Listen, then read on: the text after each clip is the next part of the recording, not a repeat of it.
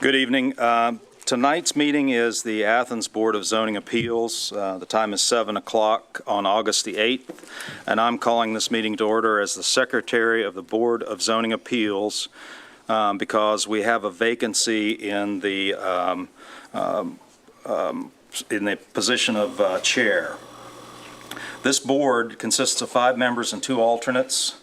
The alternates taking full part in the discussions and becoming voting members in the absence of a member or when a member abstains for conflict of interest. Present tonight are Kay Towsley, Kelly Sauber, Joe Kraus, and we have a vacant chair position, as I said. Board alternates are Rob Delac and Ben Lockman, who will be voting members tonight. Okay?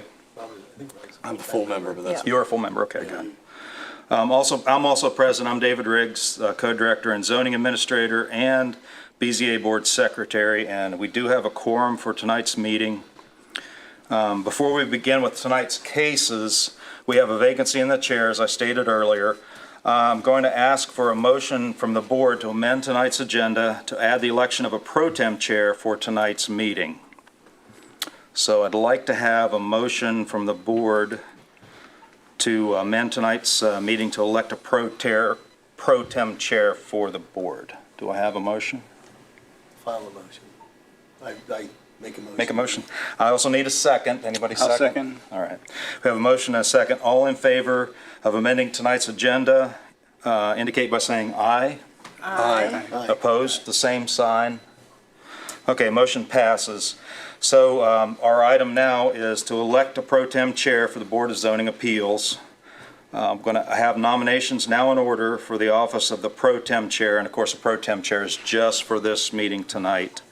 Do I have a nomination from the board for a pro tem chair for tonight's meeting? I would like to nominate Rob Delich. All right, we have Rob's nominated. Any other nominations? Hearing none, we have a nomination for the position for Rob to be the position of the pro tem chair.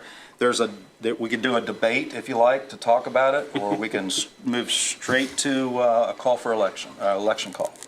Motion for the election. All right. So we have to do this on a roll call. So I'm going to ask just I'll call your name and just say if yes or no, if you'd like Rob to be the pro tem chair. Kay Towsley. Yes. Kelly Sauber. Yes for Rob. Joe Kraus. Yep. Ben Lockman. Yes. And Mr. Delac. Abstain? Okay, we have Mr. Delac has been elected as the pro tem chair. Rob, do you accept that position? Yes, I do. Thank you. Okay, thank you. Congratulations. Rob, you can take my seat here, and I'm going to step down. However, I have there's the introduction that we normally do for the video. I'm going to do that verbally, and I can do it from my seat over there if that's okay. So Okay. Settle in, and I'll move over, and I will begin that. I'm going to give this to you as well, sir.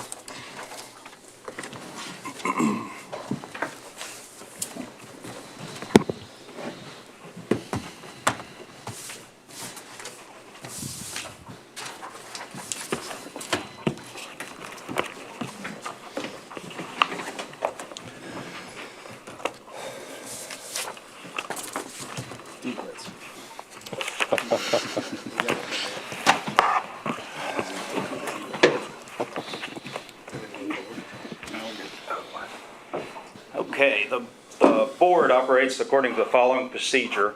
The chair will name and describe the case. The zoning administrator or secretary will state the basis of the objection and any applicable facts or conditions pertaining to the case. The appellant or their representative will give reason why the appeal should be viewed favorably. Anyone wishing to speak in favor of the request will be heard.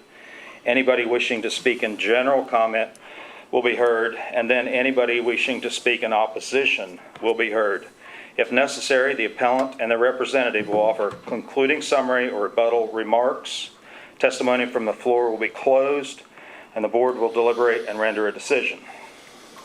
According to Athens City Code, Section 230703B, the board has the power to grant variances from the strict application of the code, provided the variance will not be contrary to the public interest, the spirit of the code is observed, public safety and welfare are secured, and substantial justice is done. According to Athens City Code, Section 230710C, variances from the code shall not be granted unless the board makes specific findings of fact based directly on the particular evidence presented to it and the standards and conditions imposed in this title, if applicable, have been met by the applicant. Findings of fact: exceptional circumstances. There are exceptional or extraordinary circumstances or conditions applying to the property in question or to the intended use of the property that do not apply generally to other properties or classes or uses in the same zone.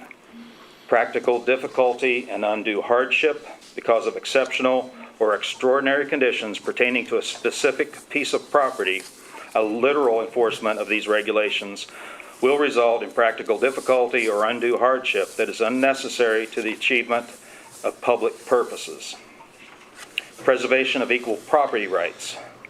Literal interpretation of these regulations would deprive the appellant of rights commonly enjoyed by others in the same zone and the same vicinity, while granting of the requested variance will not confer to the applicant any special privilege that is denied to other properties in the same zone and the same vicinity.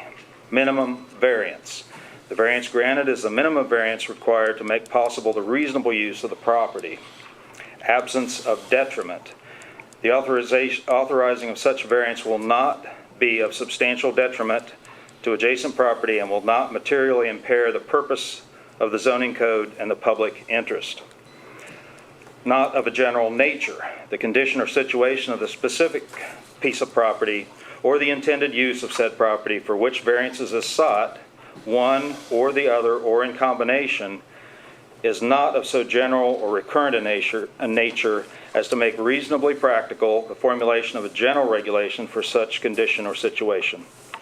The board also has the power to review decisions of the zoning administrator where an error is alleged, hear requests for conditionally permitted uses, hear requests for substitutions of non-conforming uses, determine the number of off-street parking spaces required, that's not contained in Section 2311 Table B, and to hear requests for temporary uses of structures or premises, consider requests for extension of temporary permits after receiving a recommendation from the Athens City Planning Commission, hear requests for business use variances after receiving a recommendation from the Athens City Planning Commission, and hear requests for variances from the strict application of Athens City Title 25 Flood Damage Prevention. Any person, resident, or officer, department, or appointed body of the Code of Athens aggrieved by a decision of the board may petition the Athens County Court of Common Pleas concerning the illegality of such decision. Such petition must be filed within 30 days after the mailing of the decision of the board to the applicant. We have two cases on the agenda tonight, and if you want to read those cases, Mr. Chair, and then do the oath. And you should have the cases in front of you. Yeah, I do have the information here. So. Yeah, so there's Yeah, the two got it. cases, and then you need to administer the oath. Yep. So, All set. Thank you. All right, so yes, confirming we do have quorum and that we also have in attendance Mr. Riggs, who just read the details there of the functioning of the board, representing the city, and also City of Athens Law Director Lisa Eliason is in attendance here as well tonight. So there are two cases on tonight's agenda for properties located at 46 Mound Street and 269 East State Street. So the board is required to take testimony under oath. Would anyone wishing to speak tonight concerning any agenda item on the agenda, please stand.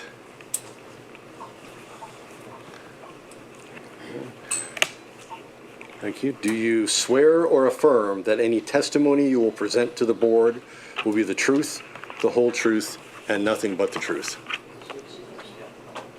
Thank you. So our first case on the agenda tonight is case number 23-04V, variance at 46 Mound Street. The appellant is requesting a variance from ACC 23.10.01, Table B, to allow a rental permit on a property with 0 parking spaces where 3 are required. So, Director Riggs, do you want to provide us with your brief, any background information about this case? Sure, this is actually pretty simple. The appellant is asking for, to change the use to a rental property, and because they need 3 parking spaces in order to meet the rental permit. They have 0 parking spaces on site, and 3 are required, as you said. Okay. Any questions for Mr. Riggs at this point?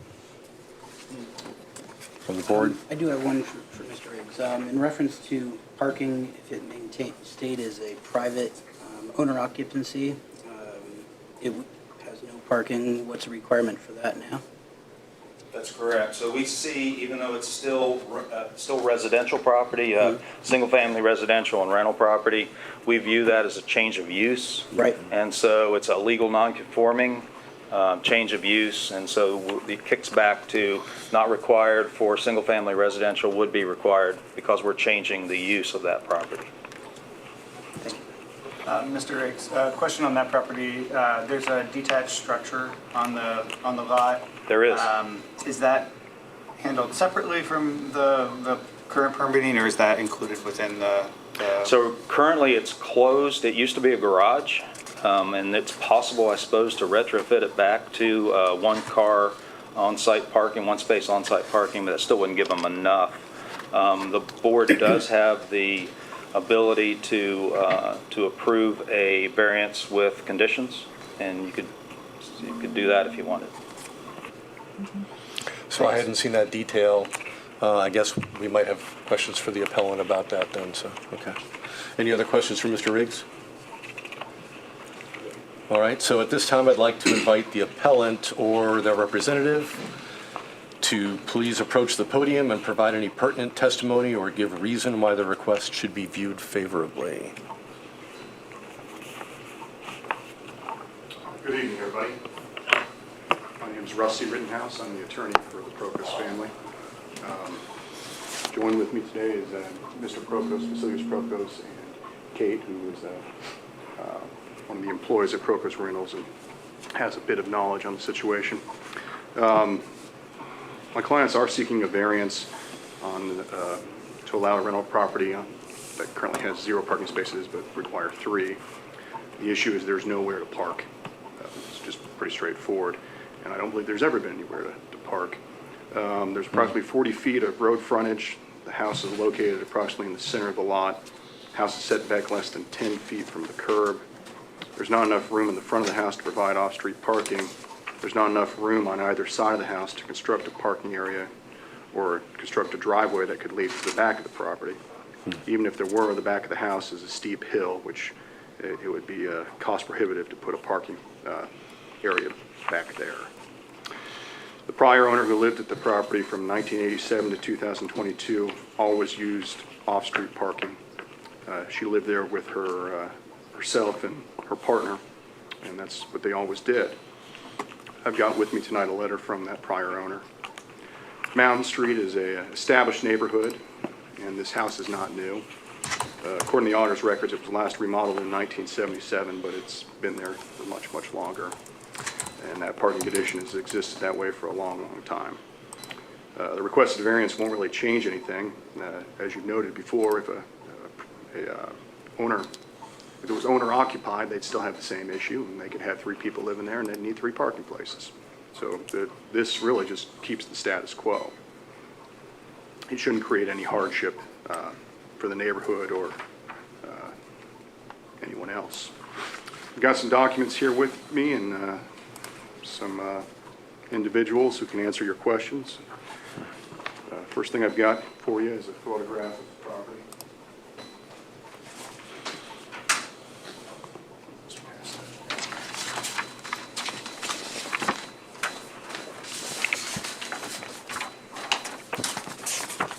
So you said previous owner parked on the street? Thank you. Yeah.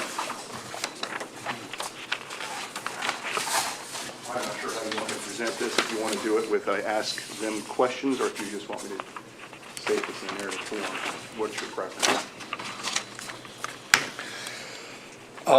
So do you have any other information you want to provide at the moment, or would you want to open for questions from the board? No, I've got more information. You got more I just information? want to make sure I keep you up to date as we go. Yeah, feel free to keep rolling. Next thing I have here is a letter from the prior owner.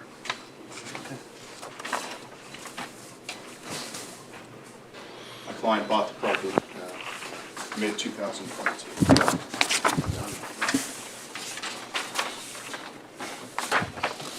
Indicates in the letter, I can just read it. I, Judith Conick,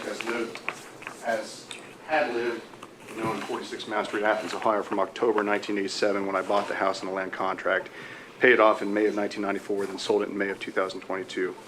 This house had never had off-street parking, so myself and my partner had always parked on the street. Next document are just the records from the Athens County Auditor's Office. Their typical residential property card. It gives a little information about the layout of the house, the bedrooms, the size, the year it was built, square footage. Yeah, we've seen this.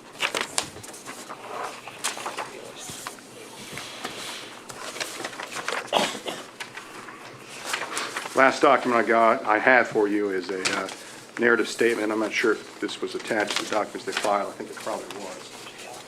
Just for reference, since we're Crocus, statement filed.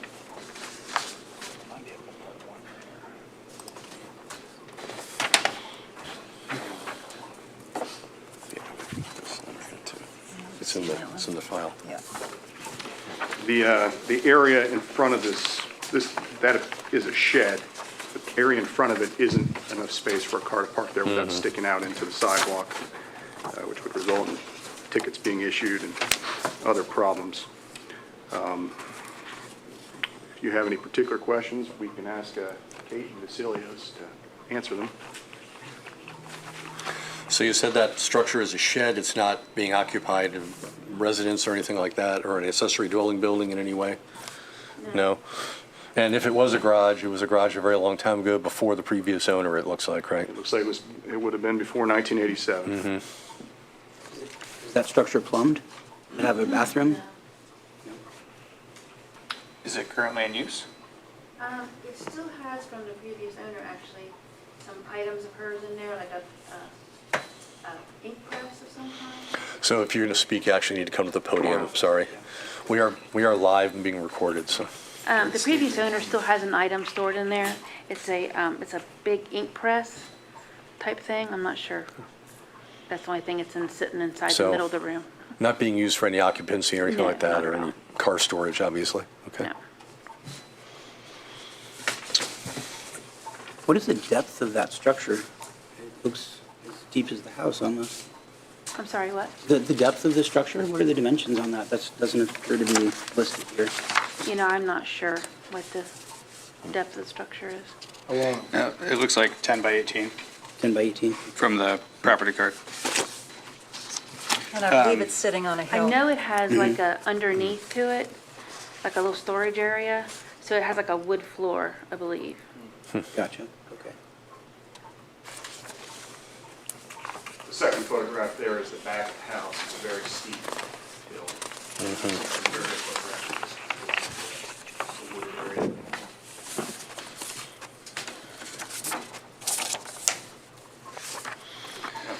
All right, any other questions for the appellant? Okay, so now I'd like to ask if there's anyone present wishing to speak in favor of the request? Or anyone wishing to speak in general comment about this case? Or anyone's willing to speak in opposition to it? Okay. Please come to the podium and identify yourself and name and address, please.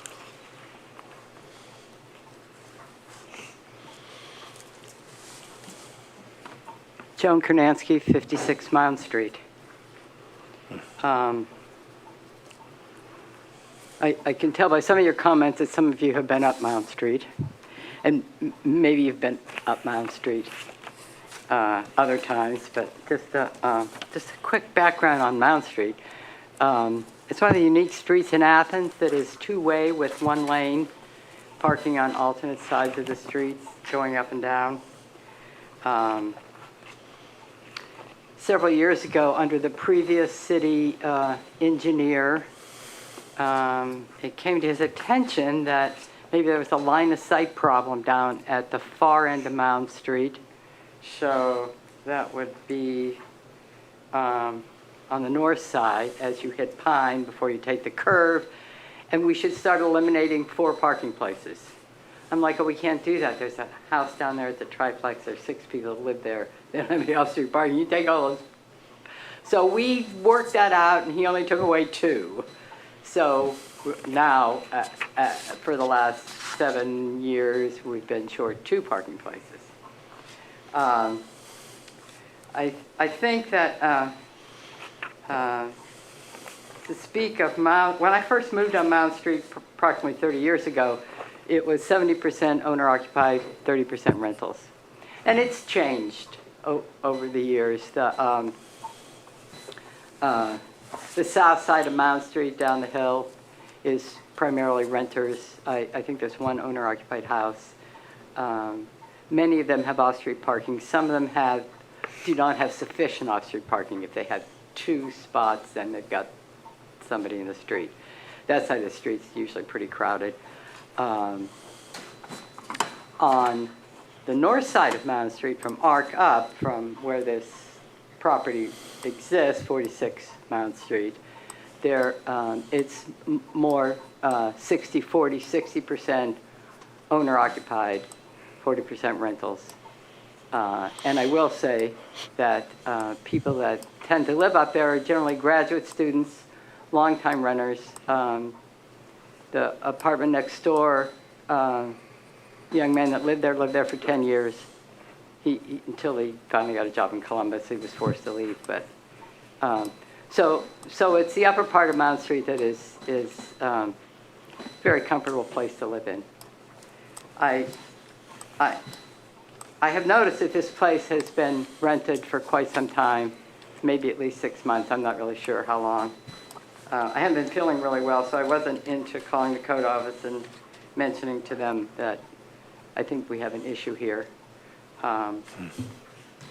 What I would like to do is talk through a few of the comments that I think one was actually already addressed, that if there is no change of use, if it stays as a resident owner occupied, there is no requirement for parking. And I will say that the previous owner, I wasn't sure when that particular piece of paper that the attorney presented to you was dated, but always had a small car, and the reason she had a small car is so it could fit in the driveway. And it wasn't a regulated parking spot, but her little car fit in that driveway, and she never had to park on the street. I'd kind of like to go over some of the issues that you're going to go over. Practical difficulty, which has to do with use, and exceptional circumstances with difficulty. And I think it is not impossible to think that this house could be sold as an owner-occupied house. Especially, I mean, the city has convened how many committees to try and look at the situation of not enough housing stock. And this is a perfect example of where this house could go.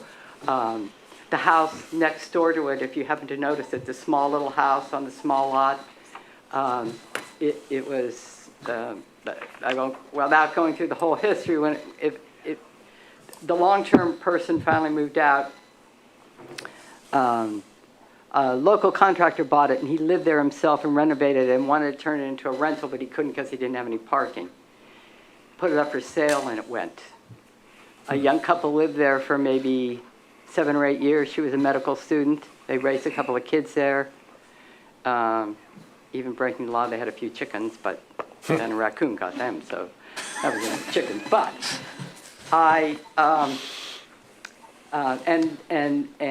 She had to do a residency up north, and they had to leave, and they were very sad to leave. They were a wonderful addition to the neighborhood. And the house was sold again. I mean, it's a beautiful house.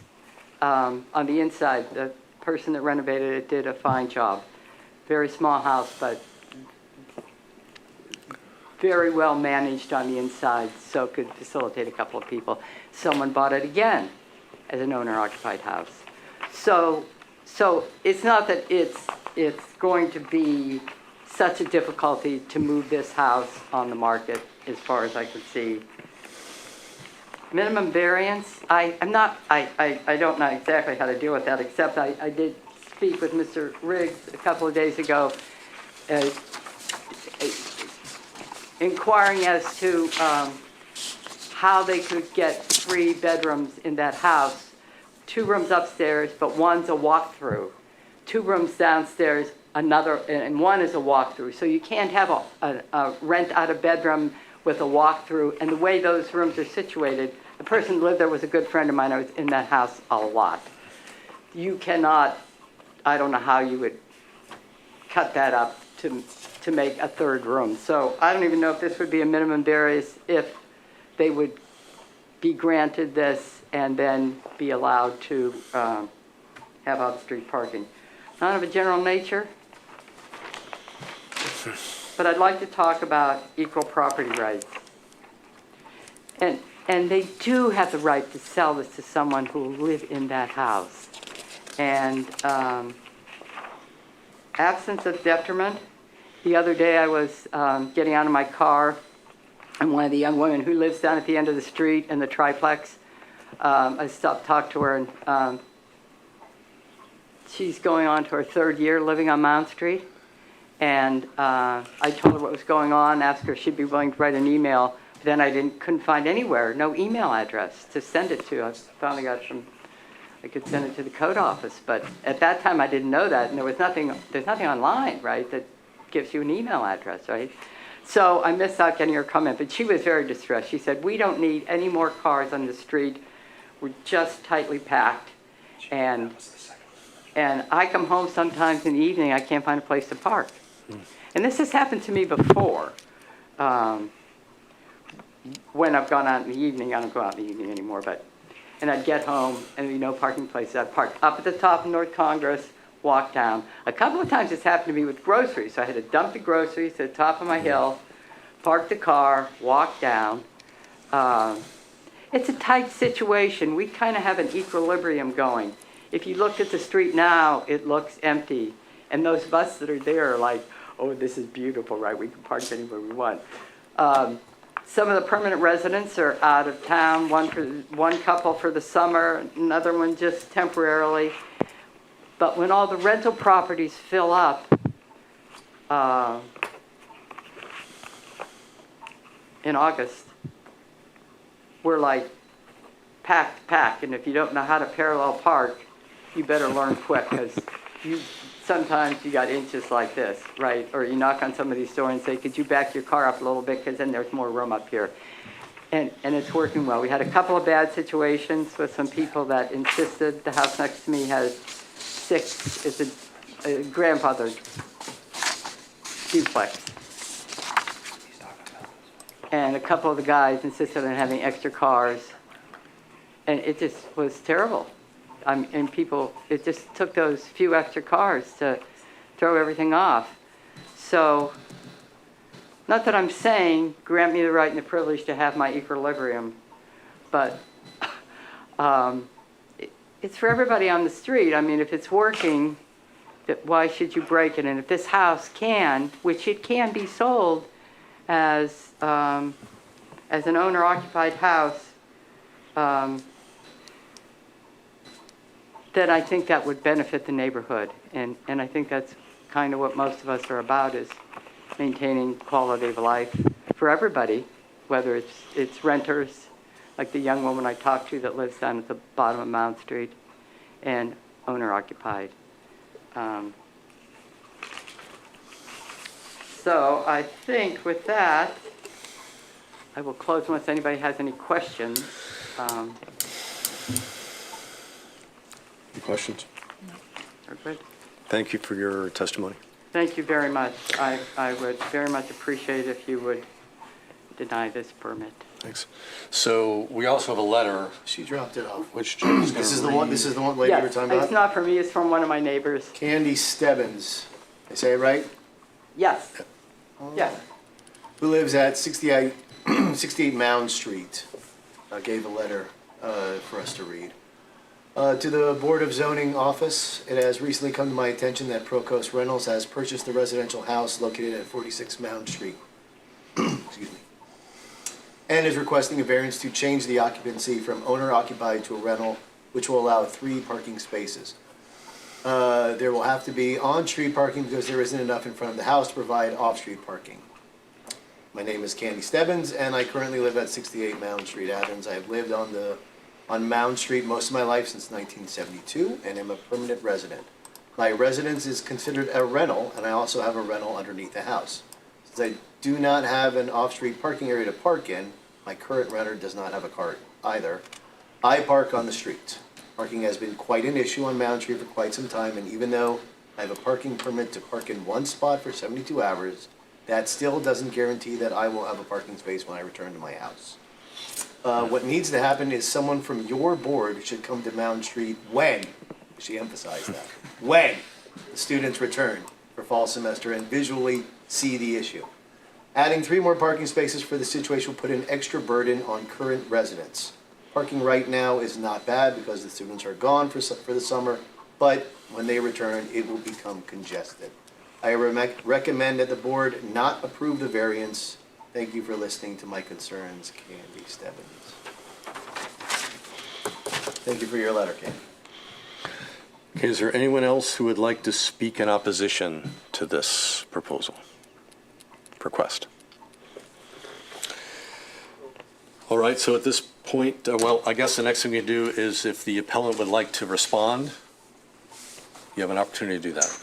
Sure. The main argument appears to be that, why don't you just go sell your property to someone who's going to live there? But then the hypothetical is that they're not going to have any cars. We all live in a society where we drive cars. That is a big jump of logic that the person that would buy this house to have it owner-occupied would not want a vehicle. And I think if that's what you're going to base your decision on, that's flawed. Another thing I want to point out is I've got the minutes from your meeting from April 11th, which dealt with a hearing on 23 First Street. And it was a very similar issue. So if you want to have equal property rights, and if these individuals were entitled to a variance, my client should get the same treatment. So I would ask that the variance be granted. Thank you. All right, any questions for the appellant before we close the floor? They consider No. doing anything with that space so that it could be used for parking? Do you want to ask a question of the appellant? Would you consider doing something with that space, with that dedicated building next door? Clear it out so that it could be used for parking, Rusty? Would they listen? It's certainly an option, but I don't know how structurally sound it is with a wood floor like that. I don't know. David, Yeah, they could work with our office. you made it a conditional element. Is that okay? I'm talking to you. So, yeah, there is a history here. We've had in 2017, 14, let's see if I can find the right one here. Yeah, in 2012, 8 Clark, the Board of Zoning Appeals, they asked for 2 parking spaces and they granted 1 parking space and waived the second one. So there's a history of that in the Board of Zoning Appeals work, so. Does anyone else- Compromise. Does anyone else think that this is a compromise? What do you think, Kay? Sure. I'm good with the compromise on that as well. I do have one. So we need to speak up so it's on the record. I'm good with the compromise on that, but I do have a question, Dave. Do you have a number of knowledge of how many rental permits are on Mountain Street at present? I don't. I could find that for you, but I just don't have that in front of me. Right, We had some estimates from right.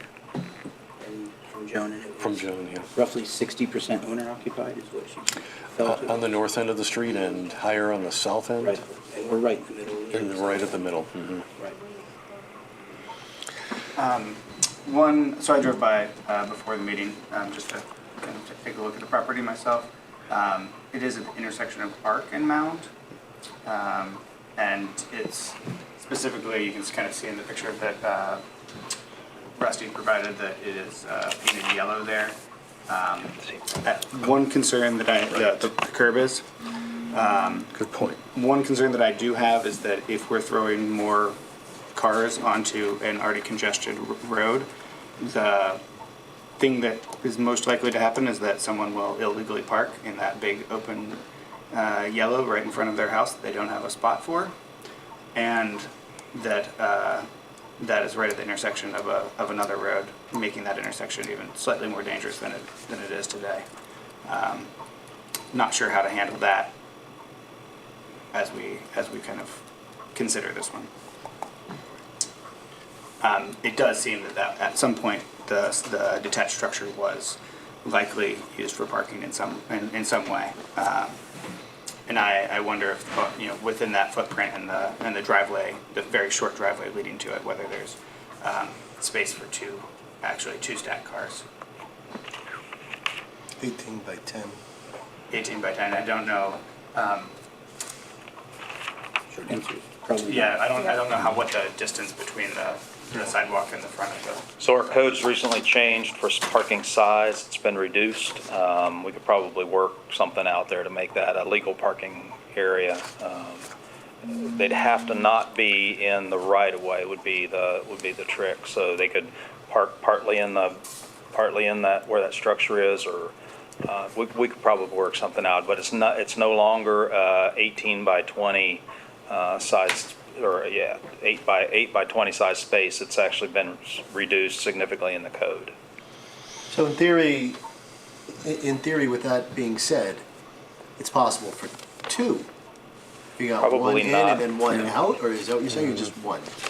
Just looking at it, I'd say you can't get two. You couldn't get two in there. Okay. So one of my concerns, Ben pointed out a very good point, that the curb in front, I don't know if anybody else can see this, but the curb in front of this house is painted yellow, no parking zone. So finding parking is going to be more difficult for people living in this property. If we were to work with a compromise to use the old garage space, there's the possibility then of easily blocking the sidewalk, which is also illegal, not using the right-of-way again. So there's some concerns with any approach here, really. But Right. An additional compromise could be limiting the bedrooms to 2 instead of 3 as well. Would be an option. Is that something we can address, Mr. I Riggs? didn't hear that. I'm sorry. So, go ahead, Kelly. Would a compromise work where we could have 2 bedrooms instead of 3 in that abode for rental? That's not the question before the board right now, I Right. don't think. So is it Yeah, I something don't we think could you do? can do that. Not for a rental. I Right. don't think so. For a single family, the minimum parking, off-site parking is 2, and they don't currently meet that. For a rental, the minimum parking is be 3 unrelated as a maximum you could have. So you need 3 parking spaces for that. But it's 1 for the first bedroom and 1 for the additional bedrooms each? 2 plus then or one for each bedroom. Yeah. And is it currently rented? This is a new use. I don't think it's been rented before. I don't have a record of it. Is that They have correct? renters in there now. It's been single family residential. If that additional structure was plumbed, could that meet code for an apartment without a variance? No, because you'd have 2 primary structures on one lot. That's not permitted. That would have to be another variance. That would have to be no variance. Okay, so any other questions for the appellant before we close the floor officially here? We've been sort of loose with this. I got one sort of thing. Okay. Would it be a considerable option? You already have tenants that are there now. You're not losing anything if we, what is this phrase? We tabled it to the next one to see if they,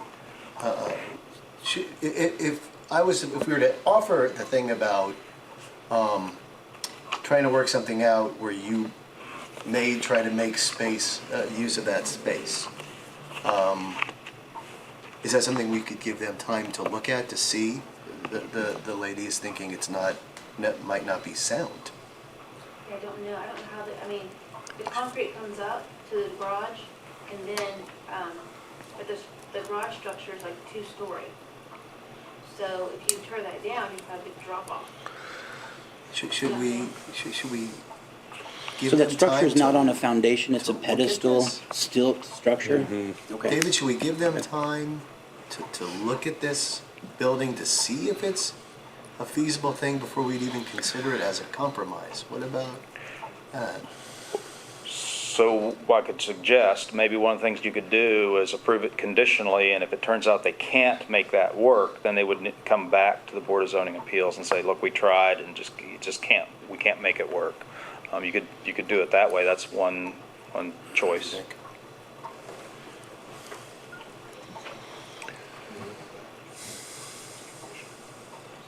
And with that being the case, we would grant a variance, well, it wouldn't even be a variance, they'd have two. And they'd A variance for two They'd have a variance. with one off-site that they would. Right, Right, right. right. Yeah. Too late to make the comment. Oh, yeah. Yeah, it's closed. I don't have to officially close the testimony. I haven't closed the floor, so we Oh, could you didn't? potentially, Okay. yeah. So the floor is still open. Is it a comment in support, general comment, or opposition? Okay, please approach the podium and introduce yourself. And So I'm Lorraine McCosker. I live at 59 Elmwood. And I've been to Mound Street. I've been to Joni's house. And it is a really condensed, I'm not familiar with this. I didn't know this was going on. It is a very condensed street. And I live on Elmwood, and I personally have 3 rentals on either side of me. So I deal with rentals every day, and they all change. We know that owner-occupied homes are cared for very differently, and the stressors on those homes are very different.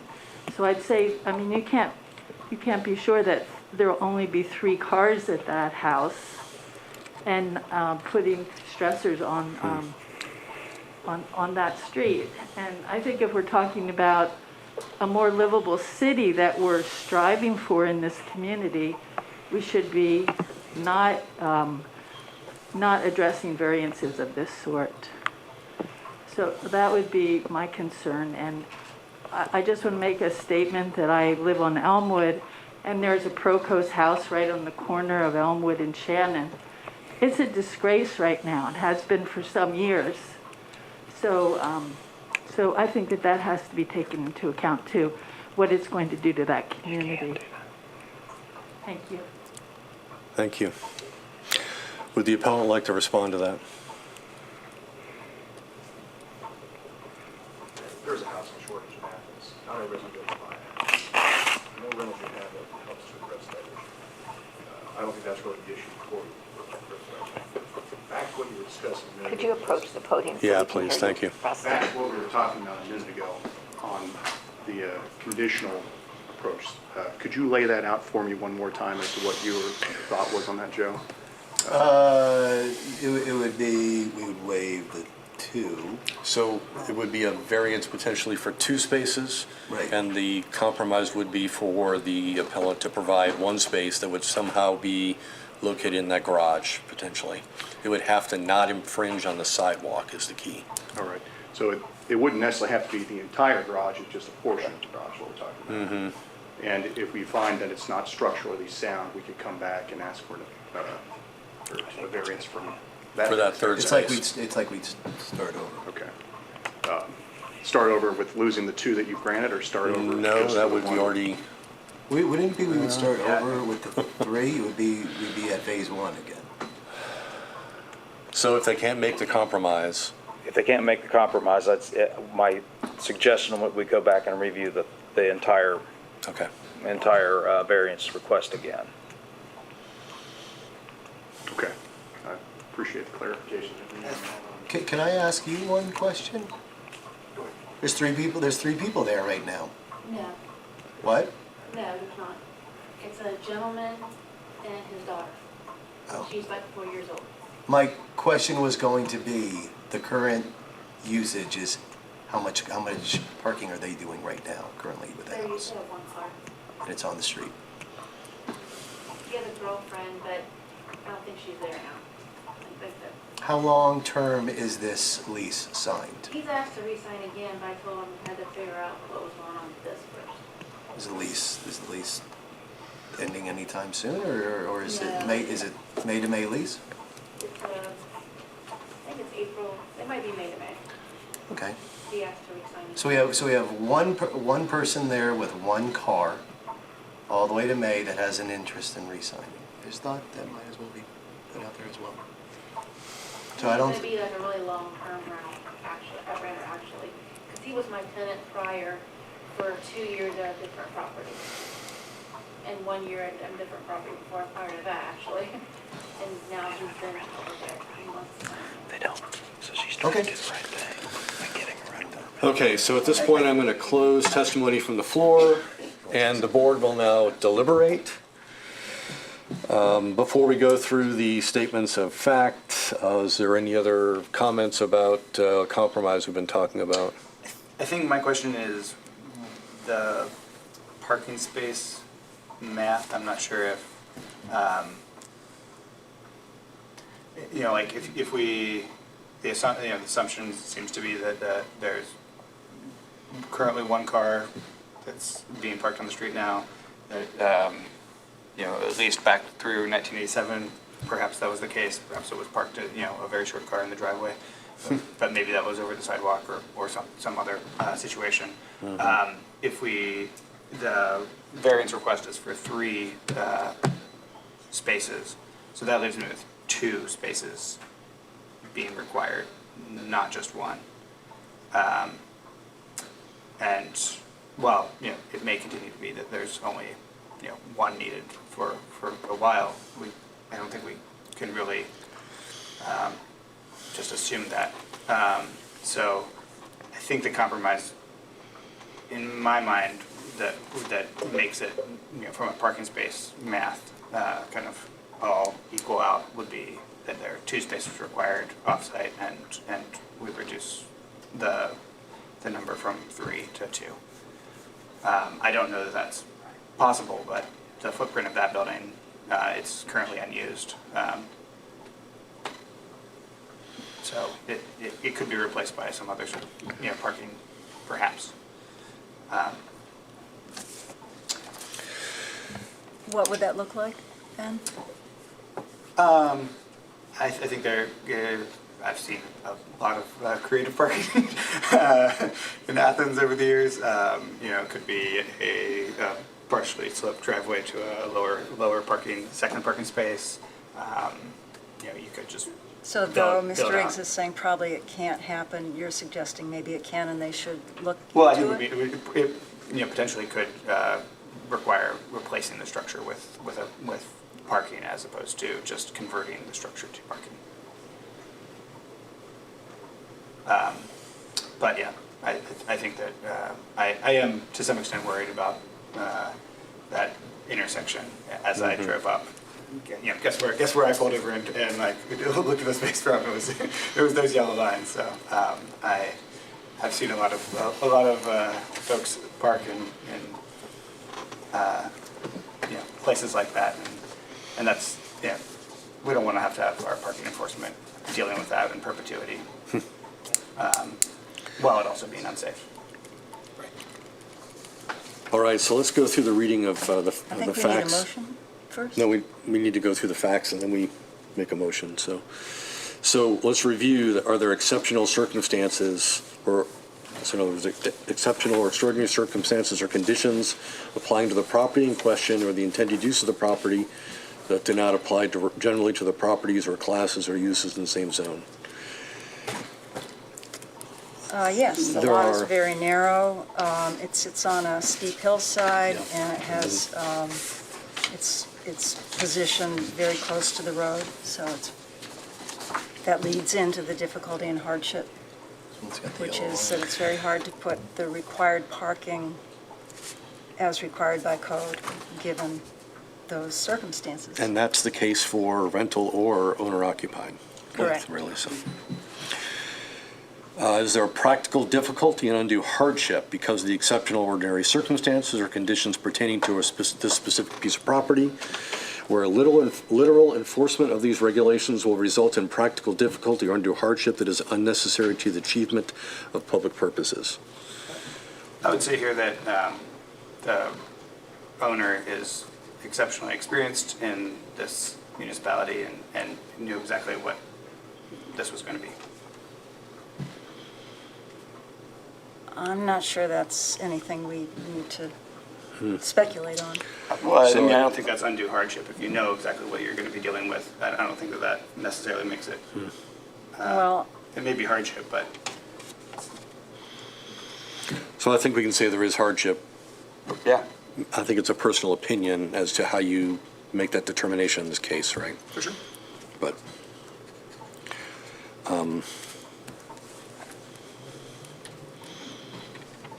preservation of equal property rights. So a little interpretation of these regulations would deprive the appellant of rights commonly enjoyed by others in the same zone and the same vicinity. Granting the request will not confer on the applicant any special privileges. I think that's, yeah. I think that seems true. Anybody disagree? I'm not sure what we're saying. Equal property rights, so others are parking on the street now, I guess is the point. And so therefore, granting them some kind of variance, whether or not we do a compromise or whether or not we do a full 3 parking space variance, others already have this privilege. Okay. That seems to be true to me. Minimum variance, so the variance granted is the minimum variance required to make possible the reasonable use of the property. Let me just say, I think that the compromise we're talking about suggests that this may not be a minimum variance and that we're trying to compromise something in that might get closer to minimum Well, variance. we're trying to. We're thinking about that. you know. I think it's a net gain of one more vehicle on the street, basically is what our variance would offer if we do the compromise. Potentially from one car that's generally always been there most likely, to 2 instead of 3, if we do the conditional variance. Okay, absence of detriment. The authorizing of such variance will not be of substantial detriment to adjacent property and will not materially impair the purpose of the zoning code or public interest. Comments about that based on some of our testimony? I would say that it seems like that's questionable at best. So there could be some impairment of others' parking privileges if there ends up being too many vehicles to park on the street, right? So that's part of the question here, which I think further maybe suggests a compromise may make sense here. Yeah. Not of a general nature. Condition or situation of the specific piece of property or the intended use of said property for which variance is sought, one or the other or in combination, is not of so general or recurrent a nature as to make reasonably practical the formulation of a general regulation. So I think the point on this is the city has reduced its parking requirements recently, and that was a step in the right direction here, because 2 years ago, this would have been four spaces, I believe, instead of 3. It's unlikely you need that many parking spaces for a 3-bedroom apartment even. So this seems more reasonable. The city's made some adjustments, but going beyond that is not, does not seem to be something that's needed at the moment. So this is, I don't think, of a general nature. In fact, if anything, the general nature of this has been Pretty specific. approved recently, so. Yeah, it seems pretty specific. We're giving it Yeah. a fairly good hard condition.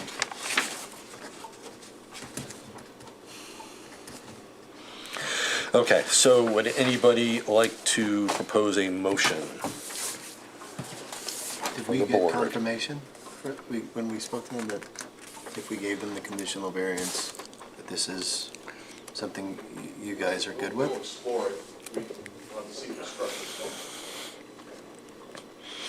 So, question for the code director or law director is, if we pass this motion, that they have to abide by this, and if they can't, then they'll have to come back. That the way this works right now, and there's no longer really a conversation about that part of this. This is up to the board at this point. The way I see this is that you gave them a variance with conditions. If they can't meet those conditions, then you basically start over again. Okay. So it's up to us right now. You guys are okay if that was it? You don't even need to, Yeah. Don't even need it? I just want to make sure. they're not in the conversation any longer. This is us. I'm okay, So- I'm okay with doing it. So Joe, I'm right gonna go now, up Yeah. so we can record it. what I understand you're proposing is that one space would be used where that structure is now. We would look to see if that is able to convert it into Right. a garage. And there is some drive there, so we're not talking about the entire carving in that area, just a portion of it. And then you would also permit 2 off-street parking spaces, correct? Yes. So That's what we're talking about. the That is what current we're talking situation is that there's only one tenant living there that has 1 car. At what point do we have to meet that conversion, so to speak, of changing that area? Mr. Riggs, a timeline? Yeah, that's interesting.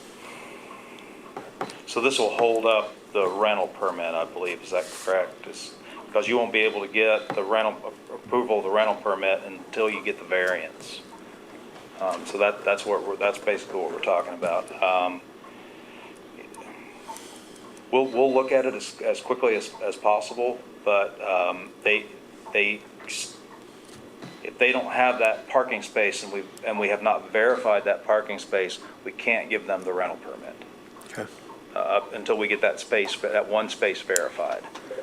Once they have that, then we can give you the rental permit for that. The determination as to whether the structure is. You gonna propose a motion? We're not able propose a motion, to here's some do words structural if you want, and you can analysis. say with, The code office just is not set up for a that. conditional variance, so conditional. Would it be possible to table this for a brief period of time for us to look into whether that structure is sound? Yeah, why don't we? Yes. Why don't, and then come back next month, Or in 2 months, or whatever. in 2 months? In the meantime, the rental permit wouldn't be granted. Correct. If we make this decision tonight, that gives you the option to try and make that work at least.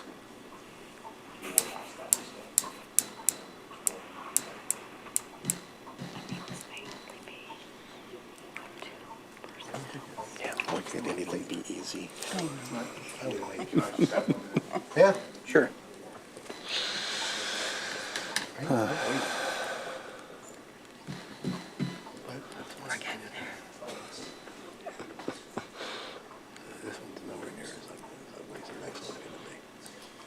Second thought, might as well just go with the conditional, because if it's not going to work out, we just come back and file another variance next month anyways, and we'll have to just press her. Instead of just put it on the back burner waiting for something bad to happen, let's just get it over with. Go with the conditional. Yeah, I think that's the wise decision, so.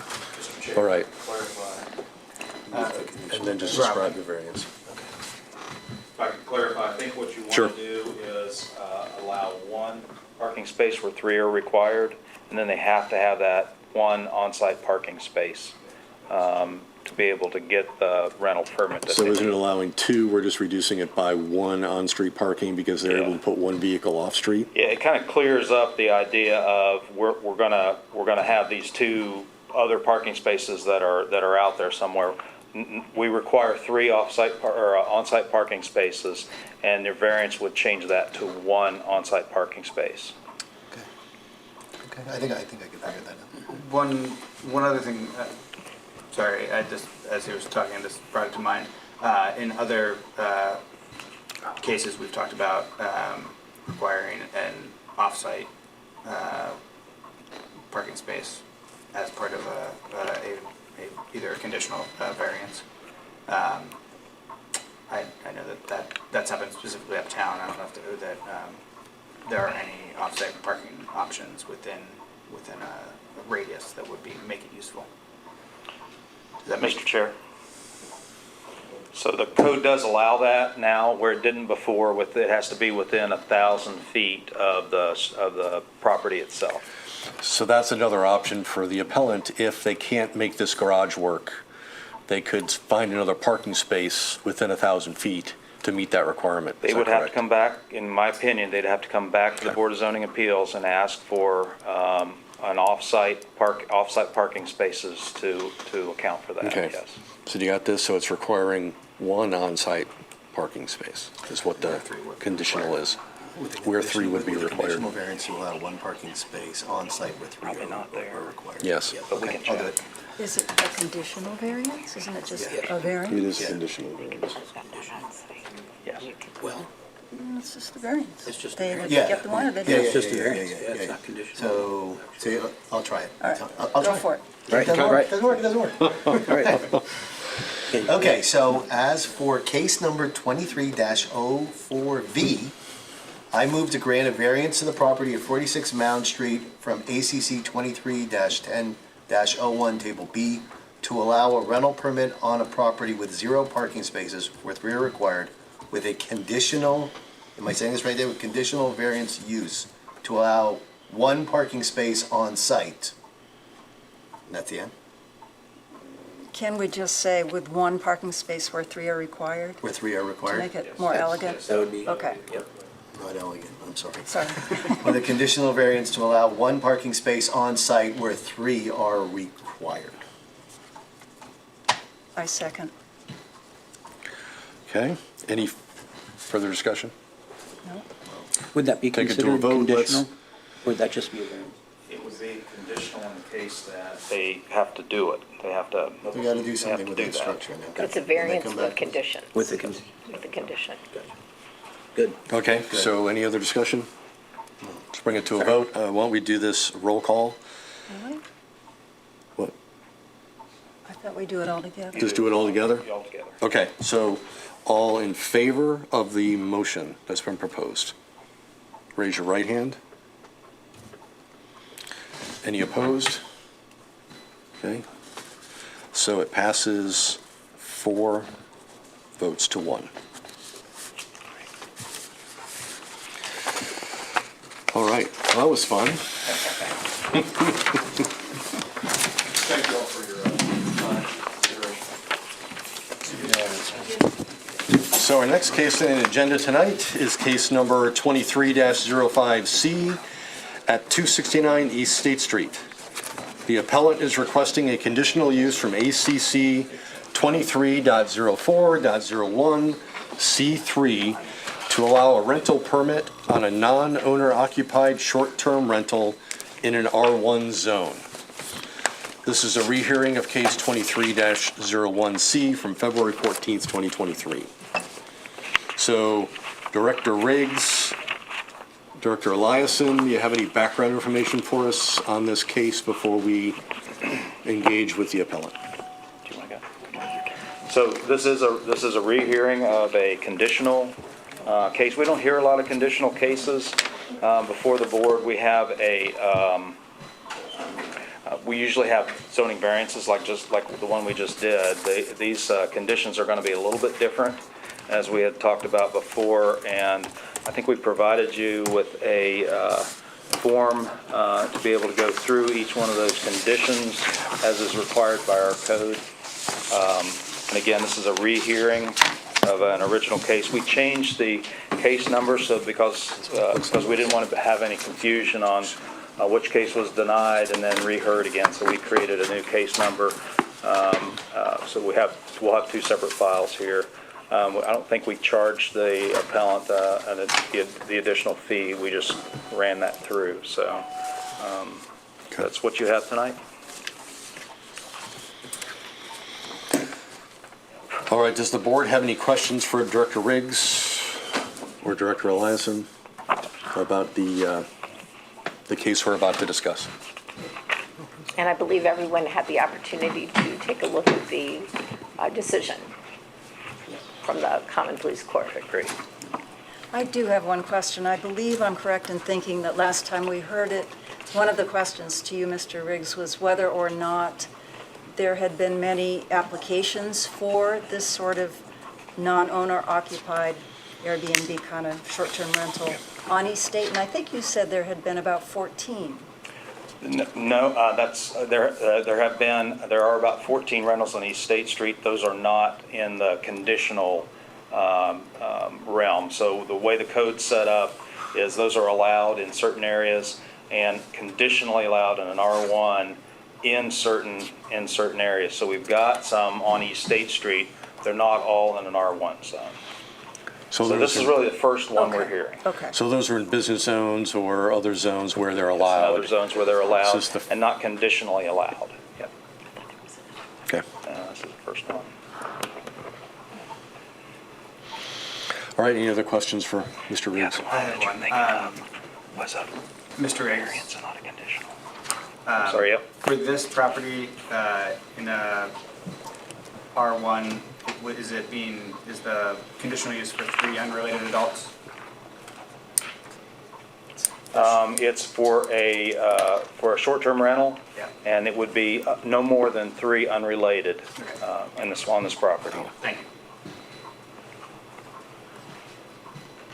Okay, so at this time, I'd like to invite the appellant or their representative to please approach the podium, already have done so it seems, and provide any pertinent testimony or give reason why the request should be viewed favorably. Can you please identify yourself and Yes. feel free? And we have a presentation, PowerPoint presentation. Oh, looks like it's being displayed. Wow, we're getting fancy. Thank you for hearing us this evening. My name is Kara Mundy. I'm a partner in the Columbus office of Voorhees, Sater, Seymour, and Pease, LLP. I have with me tonight my colleague Liz Alexander and our client Leah Williams, who is the property owner at 269 East State Street. We are here this evening representing Aaron and Leah Williams, who have applied for a second time to have their conditional use application approved by this board. You will recall that in January of this year, the Williams filed their first application for a conditional use permit pursuant to the requirements of the Athens zoning code. They did so in order to be permitted to use their property that they own at 269 East State Street as a short-term rental. The property was purchased by the Williams in 2022 after the Williams recognized that there was a lack of available short-term rentals in the city. You see the Williams visit Athens quite often because their daughter is enrolled in college here.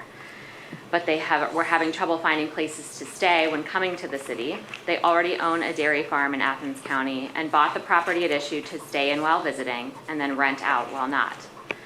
The property is located in an R1 zoning district, which is an approved zoning district in which a conditional use may be permitted. It was recently renovated and has a driveway with capacity for up to 6 parking spaces. Importantly, it is located near other rental properties, including an Airbnb right next door. On February 14th, 2023, this board held a public hearing on the Williams' first application. As a matter of law, this board was required to consider the conditional use application because in 2021, Athens City Council amended its zoning code to allow for conditionally permitted uses of non-owner occupied short-term rentals in certain streets that are zoned R1, State Street being one of them. What this means is that this board didn't have a choice whether to consider the Williams application. It doesn't matter if the board dislikes short-term rentals. It doesn't matter if the public dislikes short-term rentals. It doesn't matter if the board or the public dislikes the idea of having short-term rentals in this city, or dislikes the fact that they have to consider applications for short-term rental property permits. The Athens City Code allows for this conditional use, and you are required to apply the standards in the code. Yet at the hearing in April, that was not done. Despite the fact that the Williams represented and presented evidence and testimony establishing that their property met all of the factors in the zoning code, the board denied the Williams' first application. Instead of applying the factors set forth in the code and considering the evidence before it, not the unsubstantiated opinions of residents, it instead reasoned that allowing conditional use for non-owner occupied short-term rentals is right in code and legislative decision, and then the board claimed that granting the application would set a precedent and cause residents to file additional applications for non-owner occupied short-term rentals. Consequently, the BZA denied the application. What the board did this first time around was rejected by the Court of Common Pleas. The Court of Common Pleas considered the Williams appeal in the spring of this year. This summer, the court reversed this board's decision denying the Williams application and found the BZA did not perform its legislative mandated duty when it considered and denied the Williams request for a conditional use permit. It also found the BZA's decision that was based solely on the opinions of neighboring property owners was arbitrary and unreasonable. So where does that leave us today? First, it leaves us with the directives from the court to this board. The board is required to consider all requests for conditional use permit, such as the one before you this evening. The board is required to apply the factors set forth in the zoning code to the Williams application and the evidence and testimony presented this evening by persons withstanding to do so. The board is required to consider the Williams application on an individual basis without reference to what precedent granting the application may or may not set. Your counsel will tell you that you are prohibited from denying a conditional use permit application because the proposed use is no longer desired for the proposed location. Second, it leaves us with the Williams second application for a conditional use permit. Short-term rentals are a conditionally permitted use under the Athens City Zoning Code. So long as the conditional use factors are satisfied, which you will hear tonight that they are, the application must be approved. You will hear from the testimony of Leah Williams that all of the factors are met. That testimony is considered evidence under the law. What is not considered evidence and cannot be relied upon in making your decision is opinions. Opinions are neither evidence nor relevant. At this time, I would turn the presentation over to my colleague, Ms. Alexander, who will be direct examining Ms. Leah Williams. Thank you. Will the microphones pick me up if I'm over here and Ms. Williams is at the podium, or would you like both of us? At the podium, I think is a safe thing to do Okay. here. I'm not sure about the microphones That's here. fine, we will do that.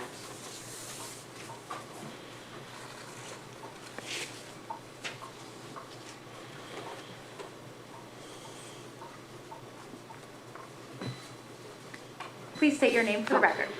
Hi, my name's Leah Williams. To start, I'd like to ask you a couple questions about your property. When did you purchase 269 East State Street? My husband and I purchased the property last December, so it would be December 2022. And why did you purchase the home? We purchased the home because we come down to Athens quite frequently. Our adult daughter is in school at OU, and we also have family that live between Athens and Belpre. So we're down here quite a bit, and when we come, we like to stay longer than just a day or so. So we were looking at short-term rentals to rent, and those tend to be booked up quite quickly because there aren't a ton of them. And so we looked at properties that were in the R1 zone, thinking, hey, when we're not using the house, we would apply to rent it out as a short-term rental when we're not using the property. Can you describe the home and the lot for the board? And I have some pictures up. Yeah, I mean, it's a two-story residential home. We have 4 bedrooms, 1.5 bath. We have a driveway that goes to the back of the house, and in the back of the house, there are parking spots back there. And then what are your plans for the property? Because I heard you say that you and your husband may also want to still use it sometime. Oh, yeah. I mean, our plans were to use it when we want to use it. And then if we're not going to be here, we would use it through like an Airbnb and list it for a short-term, long weekend rental. We also have other family. My parents live in Columbus, and so they come down and want to visit my daughter as well. So we would obviously let them stay there. And we have other friends that have kids at OU from up in Columbus. So we've been asked by, families like, oh my gosh, that'd be great. We want to go down and visit our kids, So we've had inquiries about it for sure. And so the board understands your plans. You'll be returning to the property frequently to check on its condition. Yes. What are your plans for exterior maintenance of the property while you're not there? Well, we've already, since I'm not here every week, we've already hired a lawn maintenance company to take care of the lawn. And we already had it, it has vinyl siding, so we had it power washed, and then we had the driveway power washed and stuff like that, just cleaning up the property because it was sitting there vacant for several months before we purchased the property. Did you do any landscaping? Oh, yeah, I did. What did you do? I just planted flowers and things like that and cleaned up the landscaping. And then when you have renters that stay, will you be rated by them as far as how nice the property is? Well, yeah, I mean, that's how Airbnb works. You're rated, so if you don't have 5 stars, 4 stars, whatever you're supposed to get, you are not considered, a good renter. So that would hinder, renting the property out if you don't take care of the property. What kind of improvements to the property have you already made as far as maintenance or exterior changes or interior changes? Right after we bought the property, there was some, on the inside of the house, there was some plaster crack issues with the house. The house was built in the 1920s, I believe. And so we had those repaired, and then we had the entire interior of the house painted. We changed out light fixtures. We actually changed out light fixtures on the exterior too. We made some updates in the kitchen, and handrails and stuff, because I knew if we were going to do this, I believe there were some things you have to make sure the handrails work and all the stuff if you're going to have like short-term rentals. So we made sure that was all corrected. And if you get this approval from the board and you're able to put this property to use finally, do you intend to make additional improvements in the future? Yeah, I mean, I would like to, but that, we'll see. It depends on how tonight turns out for you. What safeguards do you intend to have in place to ensure the operation of this short-term rental runs smoothly? We've stayed in Airbnbs before, so we had already purchased cameras at every door. There are 3 entry doors into the first level of the house. So we've already purchased the cameras that we would be able to see people coming in and out, and it in real time notifies you that the door is opening, and you can actually see who's coming in and out. And then we are also in the process, if this happens, we are going to purchase, there's actually a noise detector and a cigarette detector that a lot of Airbnb owners use at their properties to make sure that the noise is not bad. And it's in real time, you get alerts to the noise detection and cigarette smoke detection. So we would definitely be doing that. And on that front, if you get those real-time alerts, have you taken steps to make sure that there's someone here in Athens that can assist you with any issues that might Yes, we're arise? going to pay someone here locally in Athens that would be able to respond to something immediately and go over to the home. And then as far as determining who rents the place, do you have an opportunity to vet those people and the We do. number of people that want to stay there? We do. If you list your property through Airbnb, you get to vet the people that want to rent your place. So you can actually look at their ratings, because they've stayed in other Airbnbs, they get rated as well. So you can see if they've, violated some of the policies, which would be like having a party or noise level or something, loud music or whatever. So, we're kind of looking for a specific kind of renter, which would be like families coming to visit their kids at school. We actually met one doctor who comes to Athens quite a bit. He lives in Columbus, and he comes here because he's a specialist, because you don't have a specialist down here. So he's like, oh, I'd rather stay in an Airbnb for a few days when I'm here to serve this community rather than stay at a hotel. So we've actually met a doctor that was interested too. And so, at a risk of beating a dead horse, those cameras on the exterior would allow you to verify how many people are Yes. staying Yes. at the home. Yes, we would be able to see every person going in and out of the home. All right, I'd like to ask you a few questions about the neighborhood. Are you familiar with the neighborhood? Yeah, I mean, my husband went to Ohio University and grew up not far from here, so we've been coming to Athens. I mean, I've been coming here my whole life. And our street that we have our house on, is a mixture of residential and commercial, which is why we liked the house so much, because right across the street is a coffee shop, and there's a grocery store, and I believe there's a bakery, and there's other things. I mean, it's commercial on one side and then a mix of residential and commercial, so. Are there any short-term rentals in the vicinity of your property? There's one right next door to us. Your next door neighbor? Yeah. One of the factors the board will consider tonight is whether your proposed use of a short-term rental is of such a location, a size, and a character that it is in harmony with the neighborhood, the appropriate and orderly development of the zone. And so let me ask you, as the owner of this property, is your proposed use in harmony with this neighborhood? I mean, we believe so because it's going to be used as like a single-family home would be used. The code has restrictions on how many people could stay at the house if it were to become a short-term rental, which is 3 adults and their children, I believe. I forget what the children thing is, but related children, I believe. So there would only be 3 adults and related children that would be allowed to stay at the house. And there would be ample parking because we have, there's actually a fire hydrant right in front of our home, so you can't park right in front. That's why there's such a long driveway and then parking in the back of the house. So we would never need to use parking on the street.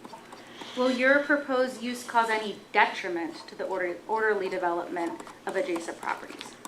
I mean, I can't see that it would cause any detriment just because we own the home, we care about the home, we take care of the home. You know, we would be vetting people that would be staying there. So I can't see any. And in fact, is your investment in this property and neighborhood and maintenance of this home an improvement to the area? I mean, I believe we've improved the home since we purchased it in December because we've made so many changes to the house.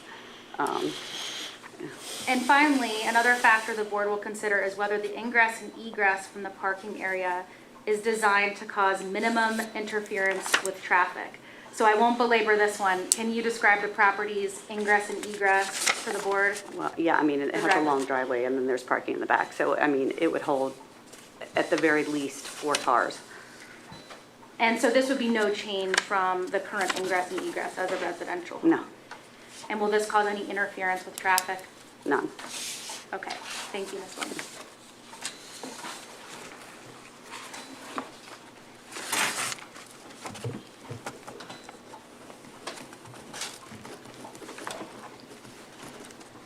And so as the board heard from Ms. Williams, the proposed use is in harmony with the neighborhood. The Williams have hired a company to maintain the exterior landscaping while they're gone. The Williams have made numerous improvements to the interior and exterior of the home. There's a short-term rental right next door, and this use is consistent with a residential single-family use. Pursuant to the code, the Williams will allow only a maximum of 3 adults and related children. The Williams intend to vet those prospective renters to ensure their compliance. And the Williams are going to pay a local Athens resident to be on call to monitor the property and respond to any issues, if there are any. And in addition, this use is consistent with the city's comprehensive plan. The comprehensive plan acknowledges that rental units are permitted in the R1 zone. And it also states the importance of allowing change within the neighborhoods to accommodate more housing options, which is exactly what council did when it allowed these non-owner occupied short-term rentals. And then finally, as you heard from Ms. Williams, the ingress and egress will not cause any interference with traffic on abutting streets. This use is just similar to a single-family residential home. Thank you. All right, any questions for the appellant from the board?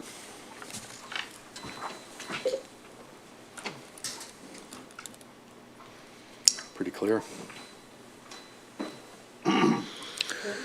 All right, so is there anyone present wishing to speak in favor of this request? Any additional parties? No?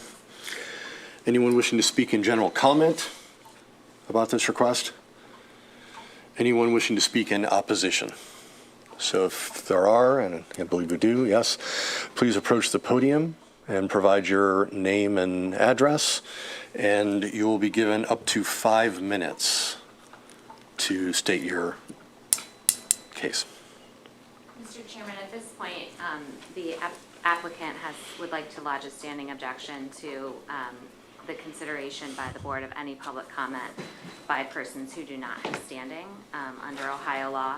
This is a quasi-judicial proceeding, and as such, we would request that we be permitted to exercise our right of cross-examination to the extent the board intends to consider the statements of persons who are participating in the public comment section when they're deciding on the application. So I think what you're saying is you'd like the opportunity for rebuttal or to actually ask questions of the person who is presenting their view. Yes. So to rebut any Yeah, statements in opposition, yes. we already do that. We do, it's fine. We already allow you to respond to any statements in opposition.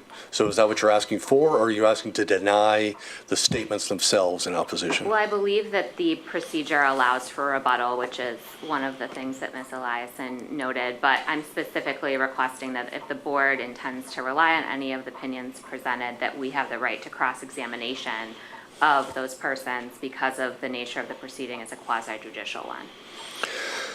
So I don't know about cross-examination, but certainly we allow you to respond to each of the statements if that's what you're looking for. Is that And different? she could actually, she's right, this is a quasi-judicial proceeding, and that's why you administered an oath. So if Mr. Stauffer has made a statement and she wishes to ask questions, then Okay. That would be permitted. I mean, that's really what we've done all along. It So- is more or less, yes. Then ask her a question back if this is a legal proceeding, even though I'm not a lawyer. It doesn't quite work that way, but if there's a question that comes up, you may want to present that to the panel. If she has the answer, why would I ask them? Well, why don't we see what it is first, what the question is? So Mr. Stauffer, are you going to make a statement? I'm going to go last. Okay. I think she's,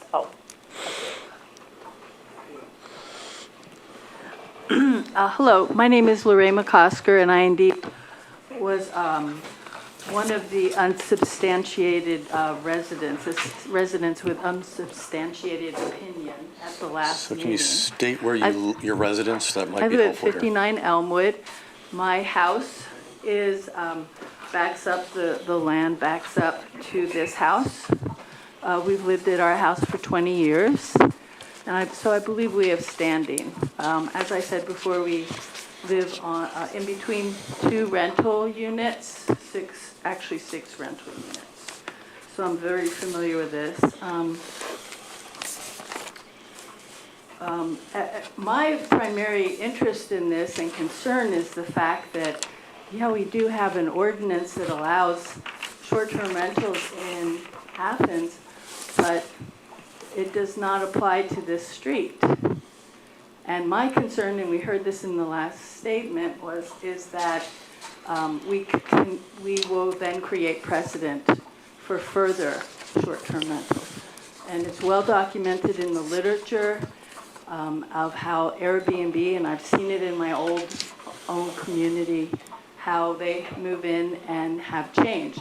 So I personally am not concerned with the appearance of this property or the individuals, or it might happen, it's just the precedent that we are creating by constantly creating variances. So some of my other issues is that right now many of the houses in this stretch of East State Street are owner occupied. So there is a form of community in that. Chris lives around the corner, and I've seen him purchase a former house that was rental, create a beautiful home, and that's a really important, part of our community. The house next door that is an Airbnb is owner occupied. So I was concerned about that, but that is owner occupied, and their little rental is right up against our fence. Let's see. Another concern I have is that when we take these buildings out of the housing market, away from homeowners, we create a greater problem with housing stock. And of course, we have over 75% rental housing stock in Athens. So I think that these considerations and decisions are incredibly important to the future of our community. And they have huge impacts on property rates increasing, demand, and the ability of our community to be sustainable for the present and the future. So I think that these decisions should not be made very lightly. Thank you. I just have a couple of questions for you. Okay. You said your name was Lorraine McCloskey. Lorraine McCosker, MC, C-O-S-K-E-R. Okay, great. And you said you live at 59 Elmwood and it backs up to the house. Yes. Your backyard lot line is actually backing up to the neighboring house, to the Williams We're house. right, Is that we're right correct? at the corner, yeah. Okay. Yeah. So you don't share any lot lines with the Williams, is that right? We share a corner. Okay. And do you have any concerns with respect to the Williams application for a short-term rental about your property particularly and how it might be affected? That's the point. I think my property and my lifestyle and my living, and part of that is the entire community. I'm not just concerned for myself, but I'm concerned for my entire community. I think that the more Airbnbs we have in short-term rentals, the more the community is impacted. So yes, I think that they will ultimately impact my personal life. When I have neighbors who are forced to leave and it changes to a short-term rental. So would it be fair to say that your concerns are for the community at large as opposed to a negative impact on your specific property? I think that this could have a negative impact on my specific property. And I'm always community-minded rather than individually minded. And what is the basis for your opinion that it will impact your specific property? What I said was that this will impact the entire community. Okay. And thereby impact my property. Our street is a community street. East State Street is a community street. Every action that happens on that street will impact other people and have an effect, whether it be positive or negative. And I believe you stated during your testimony that precedent is your main concern, is that right? Correct, yes.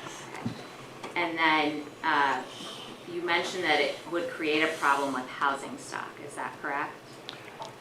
I'm saying that if we have more variances with housing, that yes, it will create further pressures.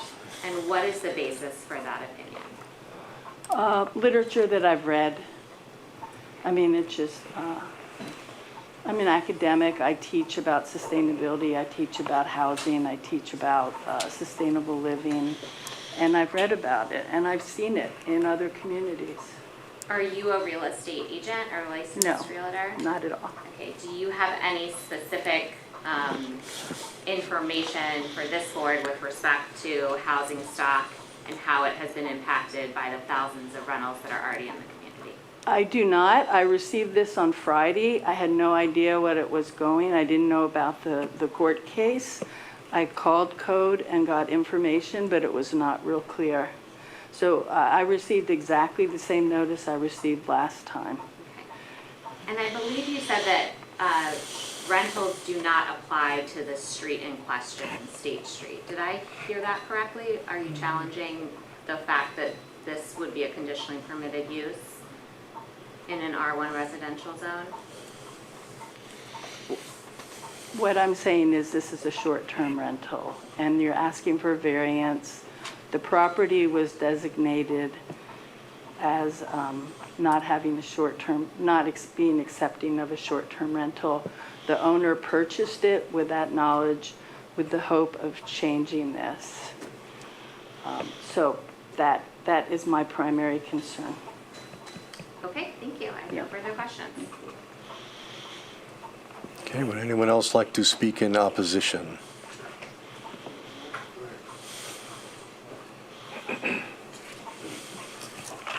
My name is Glenn Hitchcock, and I live at 267 East State Street. My home is there. It's been my home for 17 years.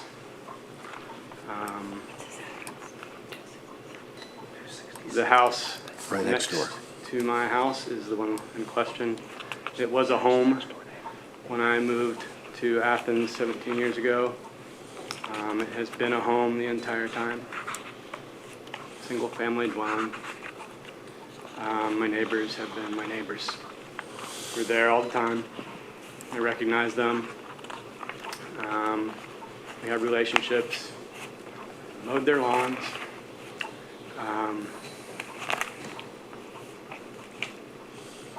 When the owners bought this house, Aaron did come over and talk to me on my porch one cold day for about 40 minutes. We hung out and had a chat, and he explained how his daughter was going to be living in this house, who was going to Ohio University. In the 40 minutes, he never mentioned anything about short-term rental, Airbnb, anything like that. Got my message that it was going to be short-term rental. Wasn't able to make it in February. And this has occupied my mind since that time, in my life since that time. And it has definitely caused significant discomfort. It's caused me hardship.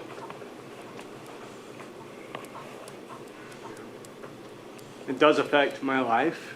I am a neighbor. Yeah. I live right there. I do share a property line.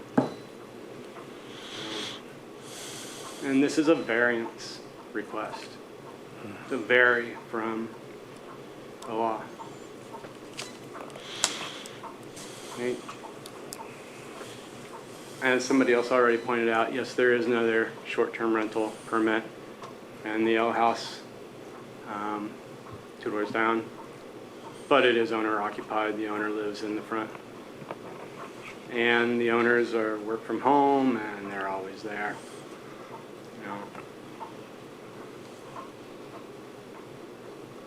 I'm not going to be comfortable with living next to a business, a mini motel. People coming and going. I don't know who they are.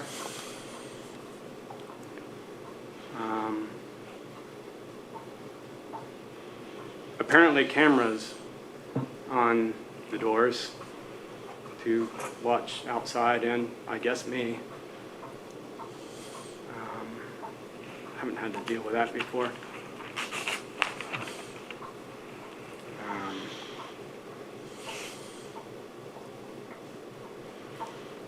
I feel that this does create hardship.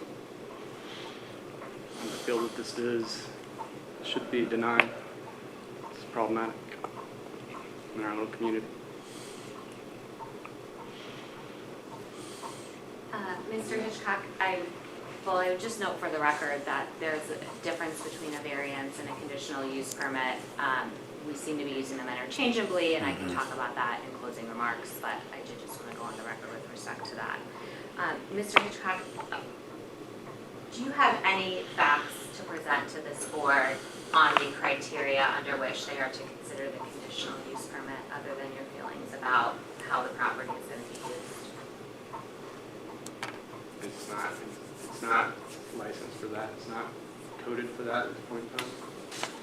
Okay, my question was a little bit different. My question was, do you have any facts to present for the board to consider when they're considering the factors under which a conditional use permit is granted, other than how you feel about the property's use? What do you want? It's a yes or no question. I guess not, because I don't know what you're asking. Okay, thank you. Would anyone else like to speak in opposition? Don't start that clock running yet. I want to ask a couple questions. I'm going to start the clock. We have a five-minute limitation here. Okay, I'm going to step away from the podium to speak to Mr. Riggs before you start the clock. This, appendix B, is what the represent, not the 6 points.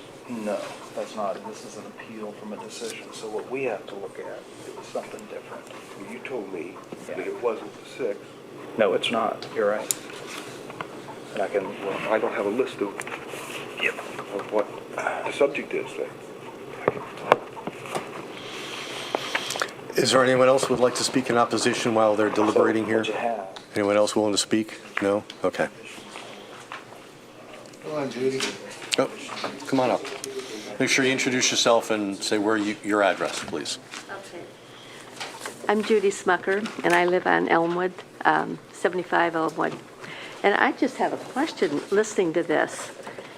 The house I live in was a rental. I bought it to live in. They told me when I bought it that if I didn't pay the rental code, then it could not be used as a rental anymore. So I should pay the rental code in case someday I might want to rent it, because otherwise I would lose that privilege. It's grandfathered in. So I'm thinking, okay, is this going to be grandfathered in then when she leaves? So it will always be a bed and breakfast. I don't understand. Apparently you made a law that we could not have any more rentals. I mean, no, it's not an Airbnb, that's different, I know. But apparently that doesn't make any difference.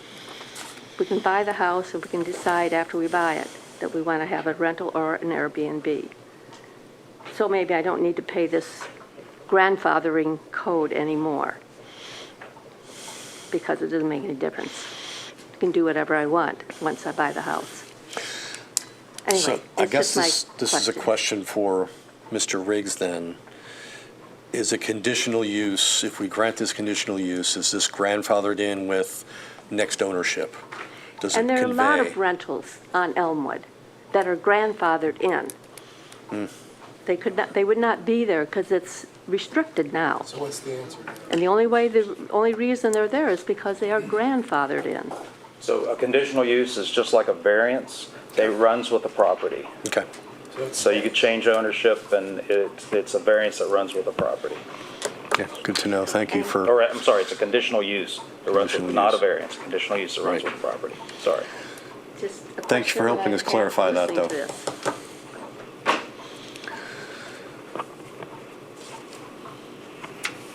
would anyone else like to speak in opposition to this request?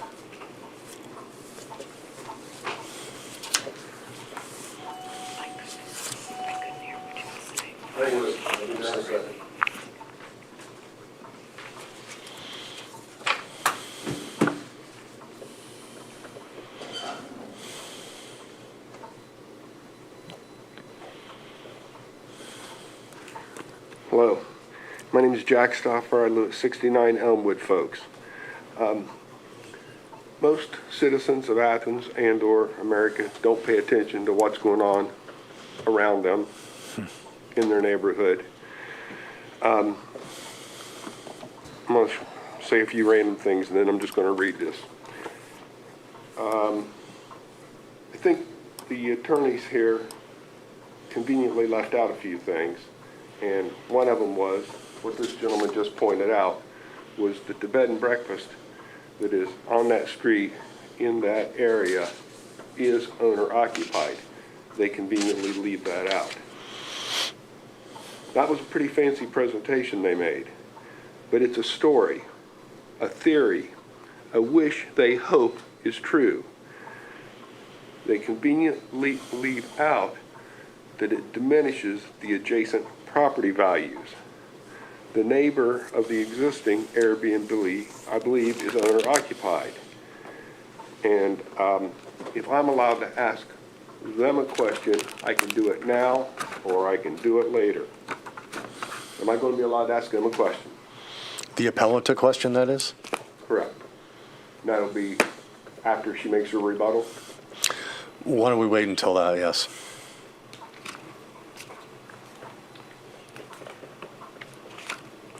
This is the first case to be presented to the board in regards to a non-owner occupied short-term rental. So is it going to set a precedent? I don't know. Maybe you don't know. Maybe the law's going to figure it out in the future. I don't know. Anyway, when I addressed this board back in February, I mentioned Mr. Williams intended to walk right over me and my neighbors and our existing property rights and push this board aside on his way to success. Well, he did exactly as I expected and pushed this board aside and hired an out-of-town attorney to try to intimidate and pressure you to reverse your previous findings and decision. A judge found you didn't do your job properly and forced this proceeding.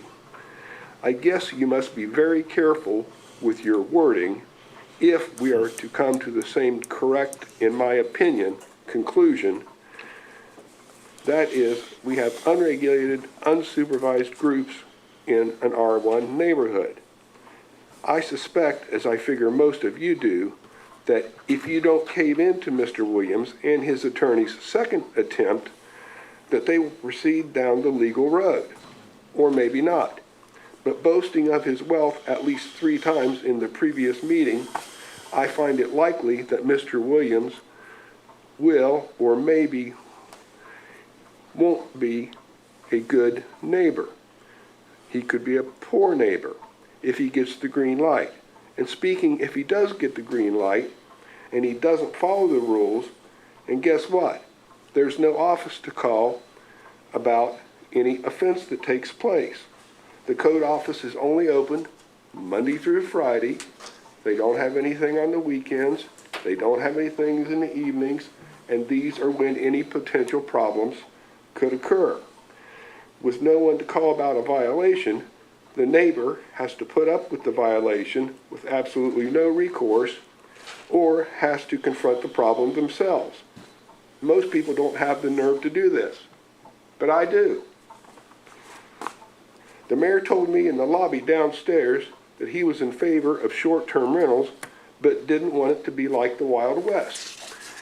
It seems with no enforcement, which is a well-known fact, that it will be like the Wild West if a neighbor has to get involved. Though you folks can't say it out loud till we have a means of enforcing your rules, this should not be permitted. Not only no possible code enforcement at the time of violation, no way to make sure only 3 people stay there, but also no way to prove any violation took place because there was no one to call or see the situation. Once again, the owner lives an hour and a quarter, hour and a half away, and we have no way to contact him. They say they have a local person or agent, and maybe they'll disclose that in a minute if I'm allowed to ask them that question. Please carefully word your discussion and decision to protect the citizens of Athens. No one in R1 wants to live next to a hotel, whether it be big or small. And again, no front desk to call with a problem if the situation. I'm asking for a carefully worded denial. I'd like to remind this board that a petition survey of the Near East Side was done back when all this short-term rental stuff came up. I did several streets on the Near East Side, and 90-some% were against short-term rentals. This was submitted to council. The mayor and city council disregarded this information, and well, here we are today. I'm not asking you for a favor. Mr. Williams is asking you for a favor, and he knew full well when he bought the property it was in R1 and non-owner occupied was not a permitted use.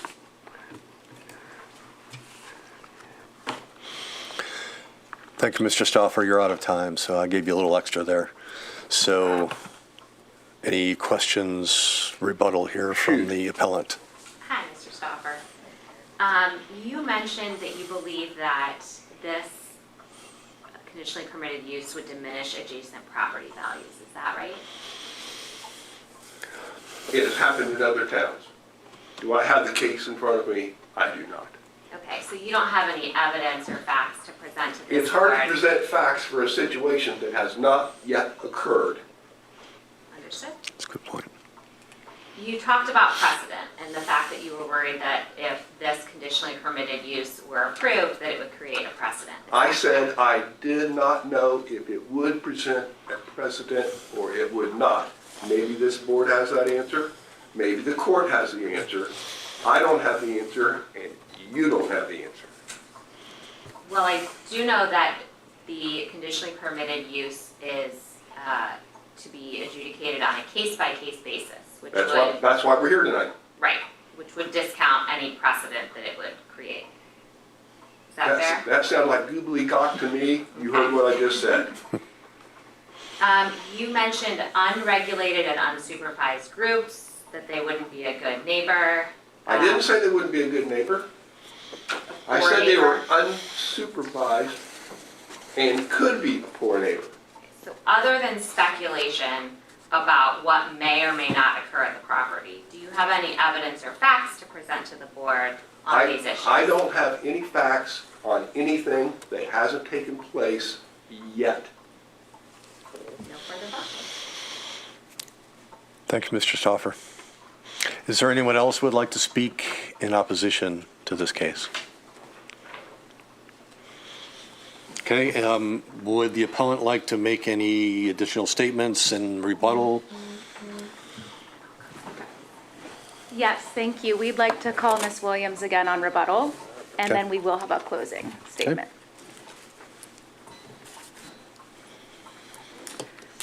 Ms. Williams, you mentioned there's a short-term rental right next door to your property. Yes. Have you had any issue with your neighbor's short-term rental? No. Are you aware of any issues with that short-term rental? No. Has your neighbor's short-term rental impacted your ability to use or enjoy your property? No. Has your property value decreased because of your neighbor's short-term rental? No. And in fact, has your property value increased? Yes, it has. No further questions.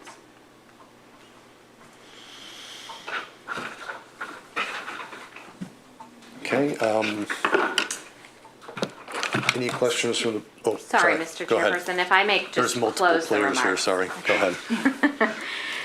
We really appreciate the board's time this evening. Denial of the Williams application on the record before you would amount to an error under the law.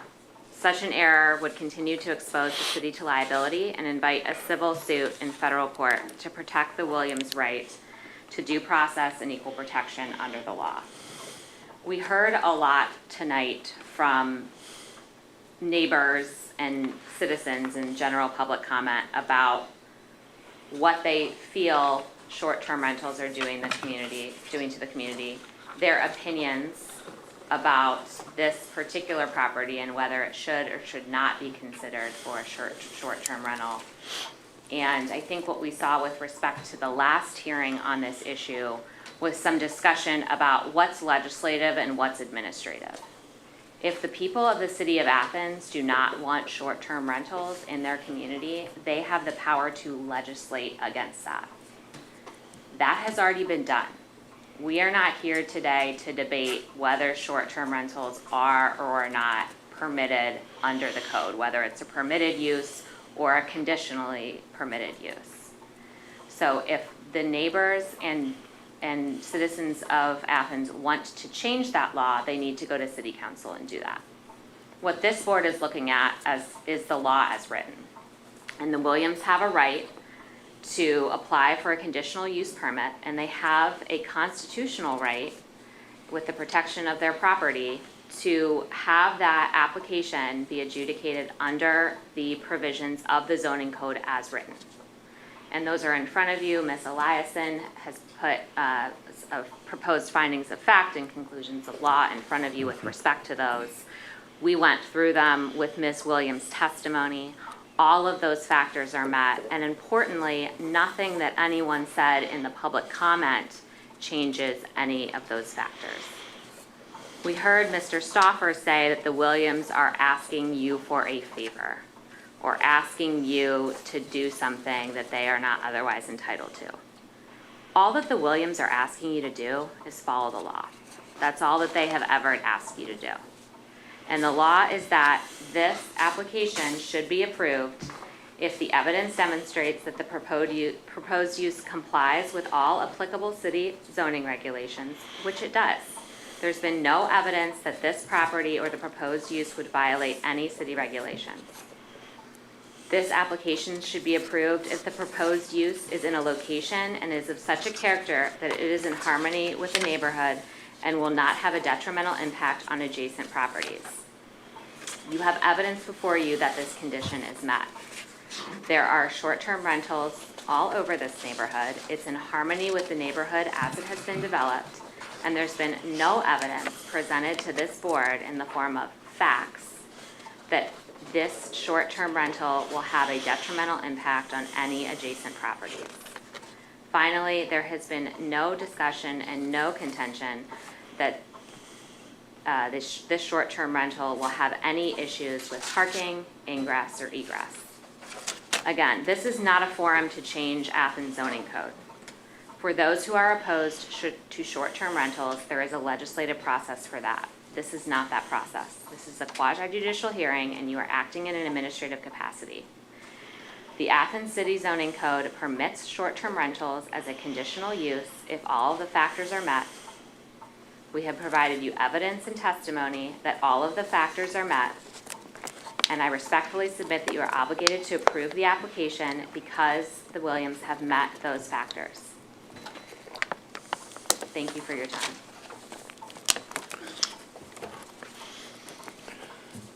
Okay, any final questions from the board for the appellant before we close the floor?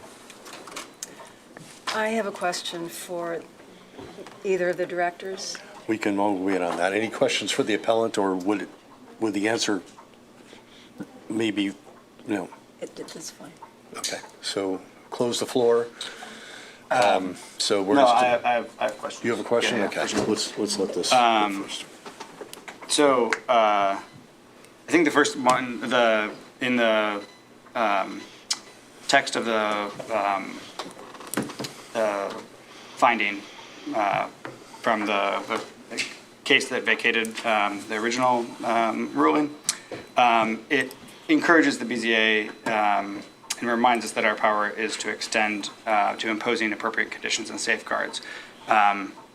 In the presentation, you talked a little bit about some, possible conditions or safeguards, but they seem more for the owner perhaps than the neighbors or the neighborhood, or that someone like the zoning administrator could actually enforce. Do you have any suggestions for potential, like conditions or safeguards for this conditional permit use that would, be actually like kind of verifiable or traceable by the zoning administrator? Well, a couple things. If I think I understand your question correctly, you're asking whether, if approved, you can place conditions on the approval. No, I'm not asking that. I'm just asking if there are any that you suggest for us, because it's actually within the code and the opinion. I can read it to you if you want to hear it. In the interim, the BZA must do its best with the existing applicable code sections. The BZA is also reminded that its power extends to imposing, quote, appropriate conditions and safeguards should it grant a conditional use. The court's decision herein is not intended nor should be interpreted to require the BZA to grant appellants a conditional use permit. Rather, the decision is intended to return the matter to square one. So my question is just, do you have any recommendations or suggestions to the board for conditions or safeguards? I mean, I do not, because the conditions and safeguards that you would put on a conditional use permit under Ohio law are those that have to be already authorized under the zoning code. So typically codes, and we see them in a lot of cities, will have a condition of granting of a conditional use permit any other reasonable restrictions that the board finds would, properly alleviate any issues with the granting of a conditional use. Here, we don't have that. So all you have before you, and I think it's set out in what Ms. Eliason gave you, are the factors that are set forth in your code. And so I know, at least with respect to the previous application, that is not an issue for a variance. You talked about compromise and potential conditions that you could put if you were to grant the variance. That's not really an issue here, because those aren't set forth in the code. And so I would respectfully submit that we have gone above and beyond in maintaining the property and installing safeguards to ensure that all of the concerns that were expressed previously are being met. But other than those conditions, which we've already done above and beyond what's required under the code, I don't have any suggestions for this board as to how they would operate their zoning office to be able to police that. That's something, outside the purview, not only of my expertise, but of what's required under this application. So the Athens City Code 2307 02A does specifically talk about conditions. And in that, it states, in granting approval for any conditional use, the BZA may prescribe appropriate conditions and safeguards in conformance with this title. So any safeguards or conditions would have to be in conformance with what's already in this title of the Athens City Code. And I was discussing this with Director Riggs as to what other conditions might be. And what would your response to that be? So you typically look at parking, making sure the parking meets all the requirements. Because this is, and I was trying to think through this in my head, because this it allows for a short-term rental by a non-owner occupied person to require somebody to be owner occupied to be there. I don't know if we could do that or not based on this condition. I'd like to, but I don't know if we can. It's not in the code. It's not in the code. And I guess that was a more eloquent way of answering your question than what I did, which was, if you have the right to put conditions on the approval, but they have to be within the code. And here, with respect to this conditional use, the conditions that need to be met are those already listed. I think that makes sense. The thing I would think of is noise issues. That's not this code. So that's, other parts of the code not applicable to conditions It here. says this title. So, Yeah, this right. title. So there would be other remedies for that. So if you have, Exactly. we do have a noise ordinance. So if you did have a noisy party at this location, you would contact the City of Athens Police Department, and they would follow through Title IX, I think, their noise ordinance. So I guess the point I would make, that there are safeguards in place that are in other places in the code, other Correct. titles of the code, but they're not to be addressed here really, because they're not options to, as safeguards we can I specify. think that's the way we read that, yes. Yeah. They're not in this title specifically. Okay. Any other questions for the appellant? I think that was my main one. It was like, it came up multiple times within the finding by the magistrate, so I wanted to cover that.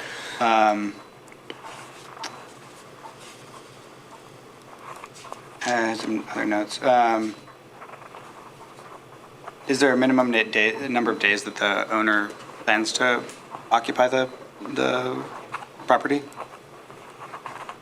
No, I mean, we don't, like I said, we're gonna use it when we wanna use it, and only if we know for a fact we wouldn't be there a certain time, we wouldn't allow it to be rented, but no, we don't have anything like that. I mean, our daughter is still here, so like when it's, parent weekend or family weekend, like we're the ones that are gonna be there to come You're down not gonna be to renting it to visit her. somebody else, I mean, yeah. I'm not gonna be renting it out during that time.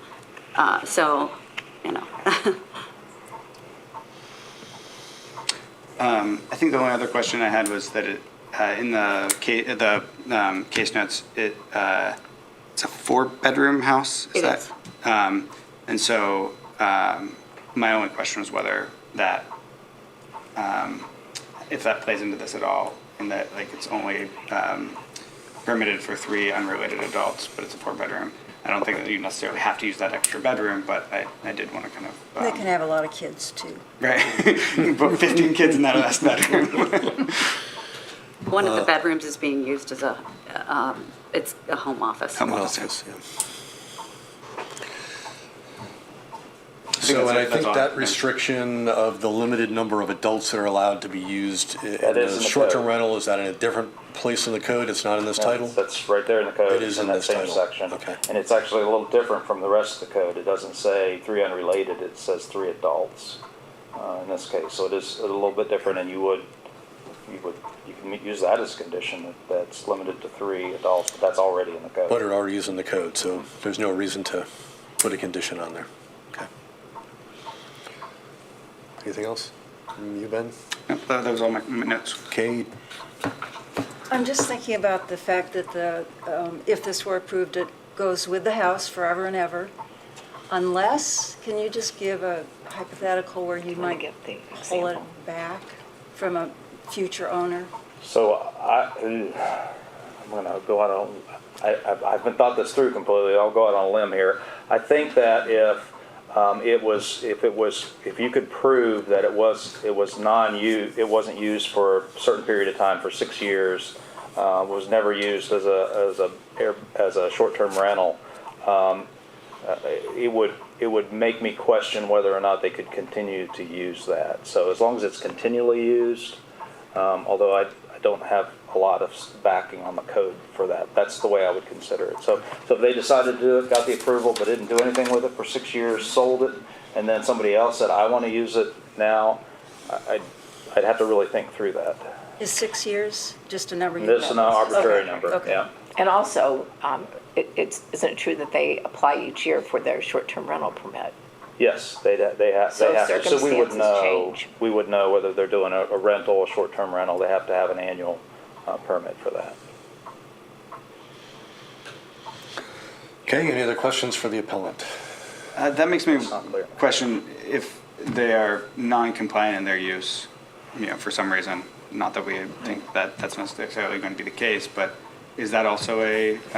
It's that same section that we were talking about, 230702A. It says, any violation of such conditions and safeguards, where made a part of the terms under the conditional use granted, shall be deemed a punishable violation of this title.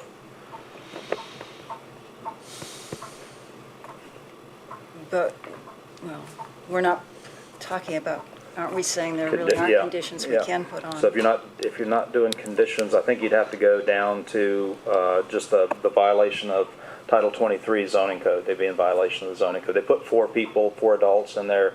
They'd be in violation of the zoning code, and we'd have to go to the penalties for the zoning code, which is 23. I'm going to find it here real quick, I hope. What would be a minor misdemeanor? Yes, a minor It's misdemeanor. a criminal offense. Okay. Thank you. So if you're ready in your consideration, I'd just like to make one comment.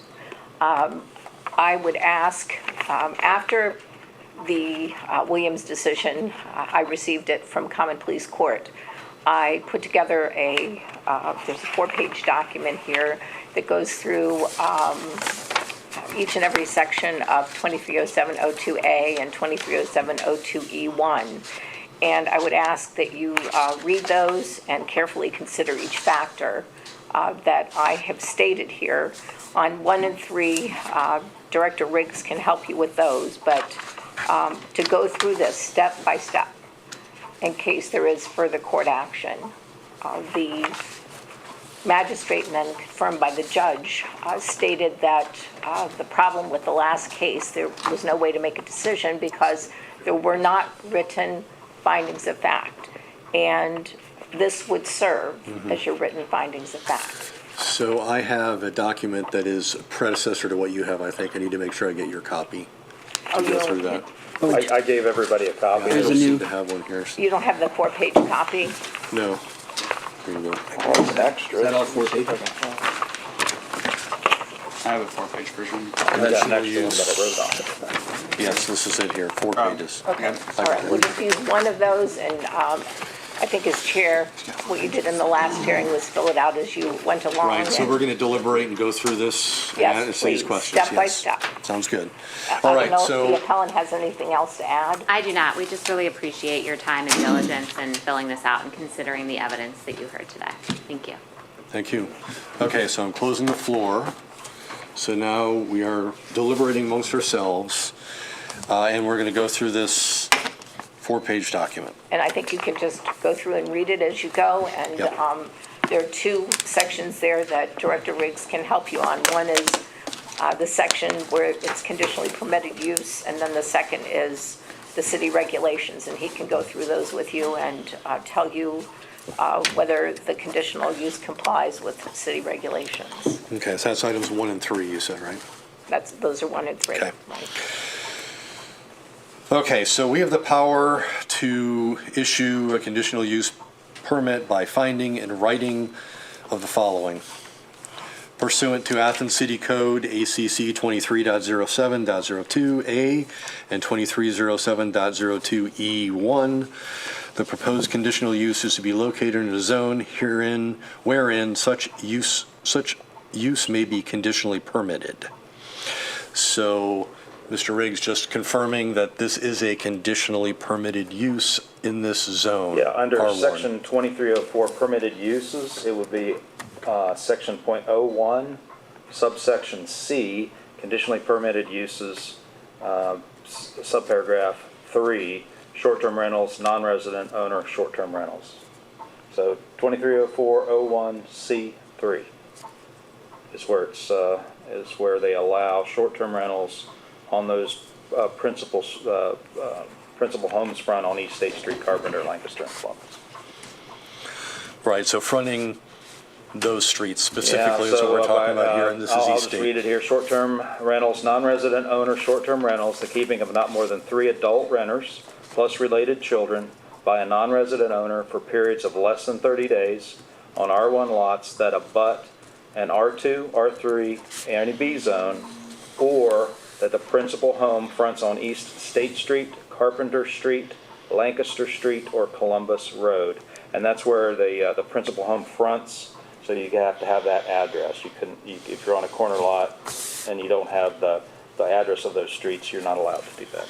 Okay, so then the answer is yes, this is allowed in this location. And you want to cite that section.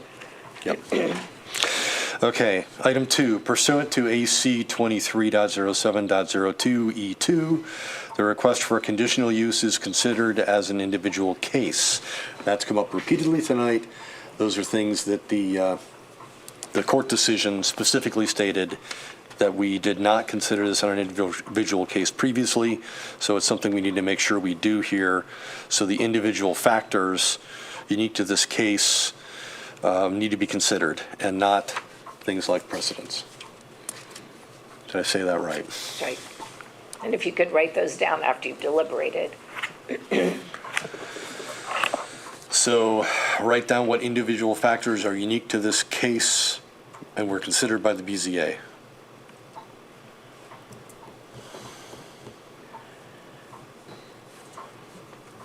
Well, we're in the process of considering, so we can talk about what matters to us, specific to this property and case? Is that where we go with this? Unique to this case, that you considered this case individually, what you looked at. And proof of, yeah, And what what we're you're looking looking at, at. because we're,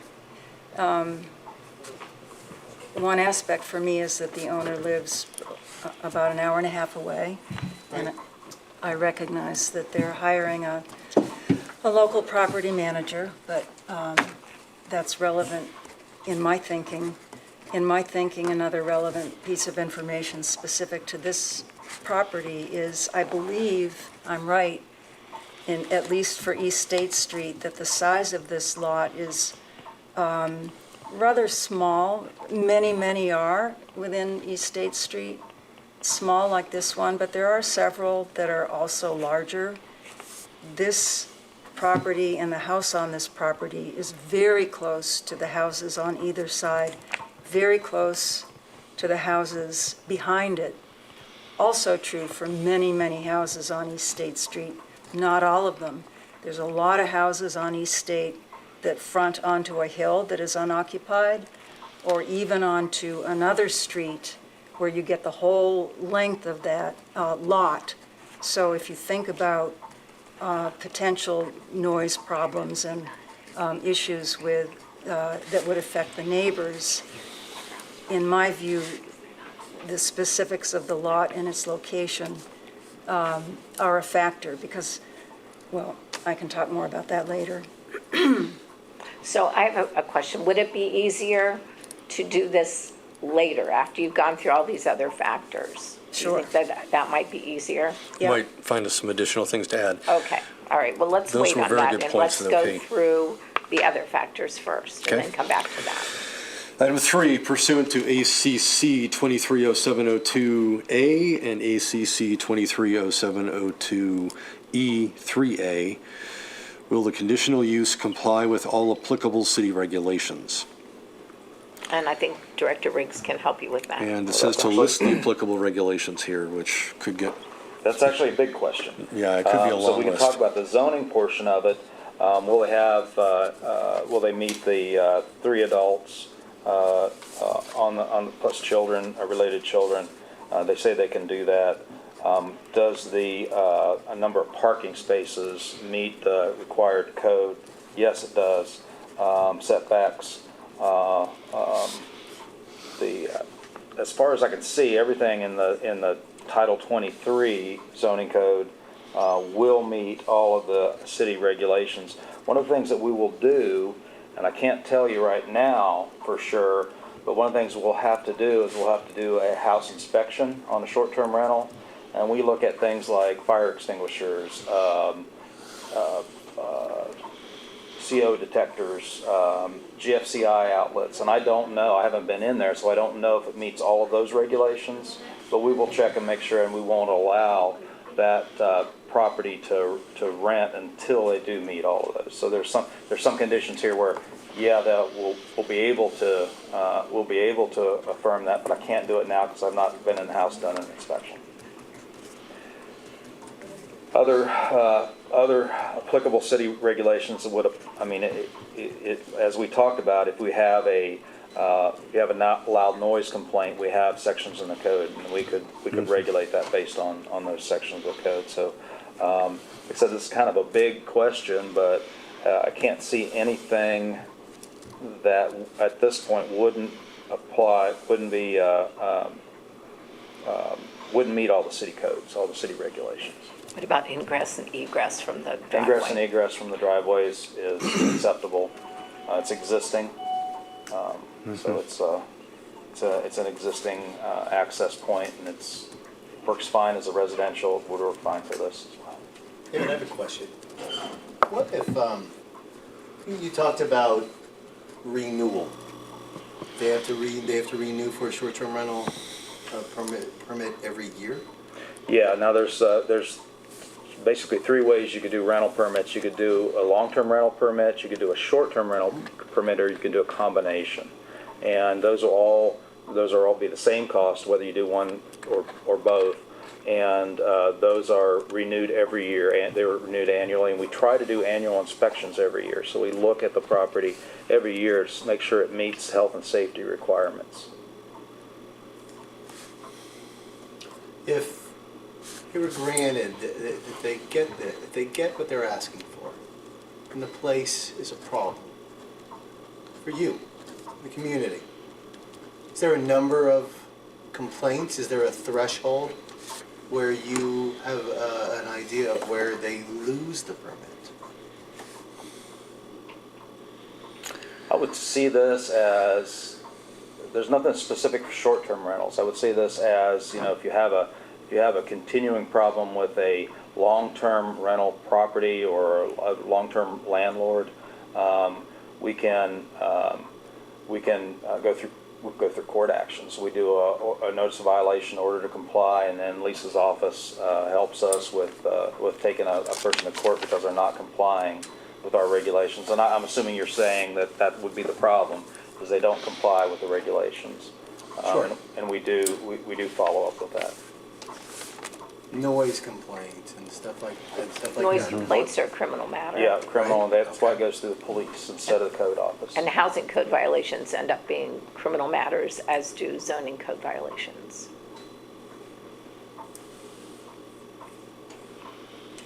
I guess I'm confused if I'm voting in favor to allow this, and then, for whatever reason, their short-term rental is rescinded.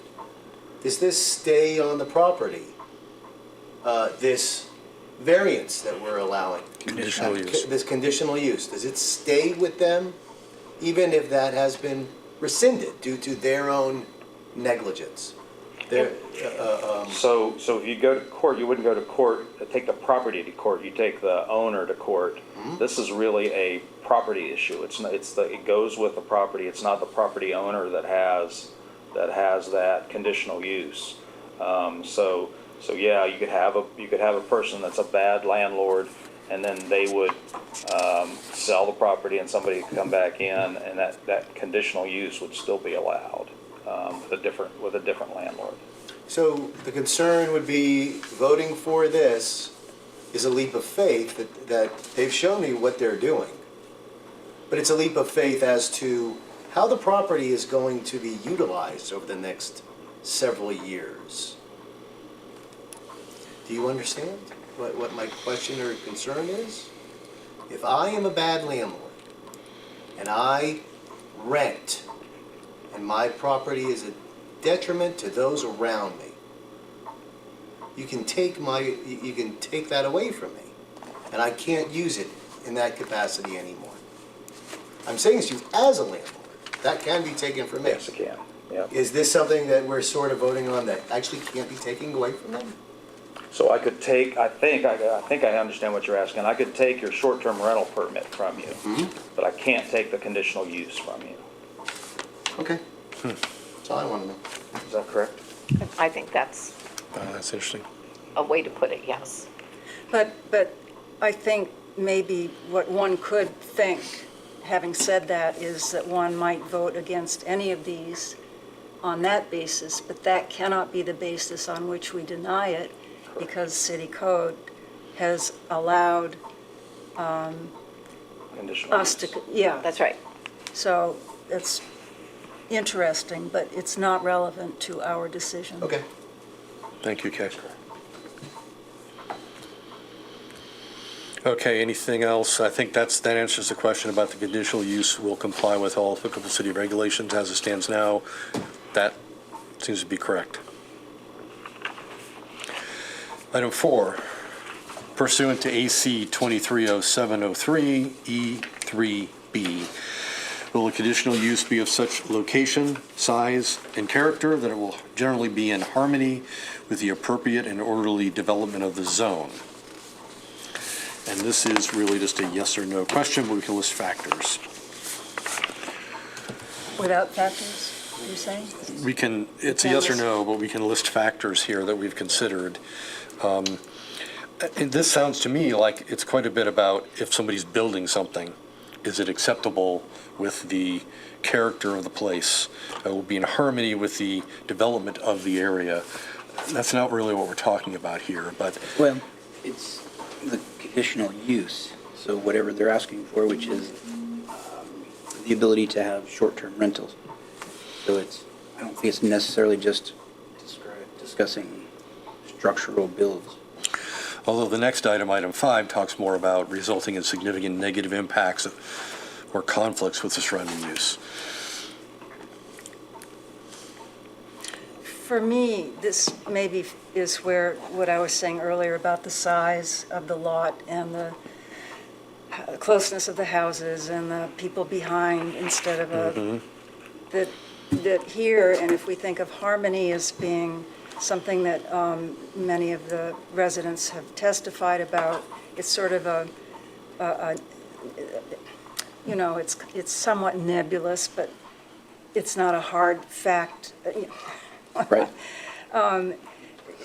In Athens, community is really important to us, and I think Lorraine did a wonderful job expressing there's not really a difference for many of us between personal and community. But I have to think, well, okay, city council said it's okay to have some of these non-resident short-term rentals, and we're only talking about non-resident ones. So city council must have thought there's something about East State Street, Carpenter, Lancaster, and Columbus Road that in some situations it's okay to approve these without city council being here for us to query them. I'm imagining, well, maybe it's what I would think would be important, which was what I was saying earlier. If you have a big spread of a house on a big lot, which you sometimes do on East State, and they came and wanted a non-resident Airbnb, I would be inclined to approve that, other things being equal. But because in this situation, the houses are close and neighbors on top of each other, and we care about who the neighbors are, we develop relationships with them, and we depend on them, and they're part of the fabric and thread of our community. So for me, that's where these factors fit in, and I would argue that the answer should be no on this particular one. And if you're not comfortable with the yes or no, if there are varying opinions, you can write the factors that you considered.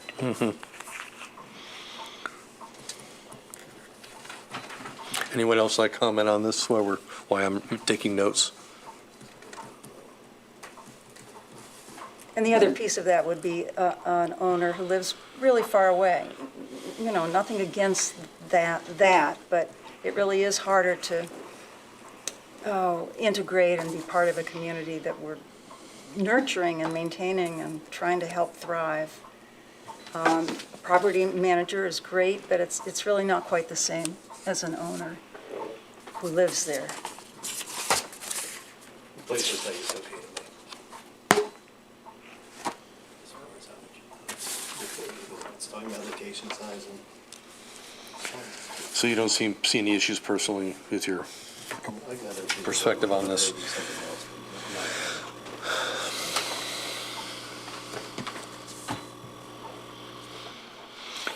So we'll be making a vote at the end of this. I don't think there's a yes or no decision by the board on this particular bullet, but that's something we're weighing, right? So.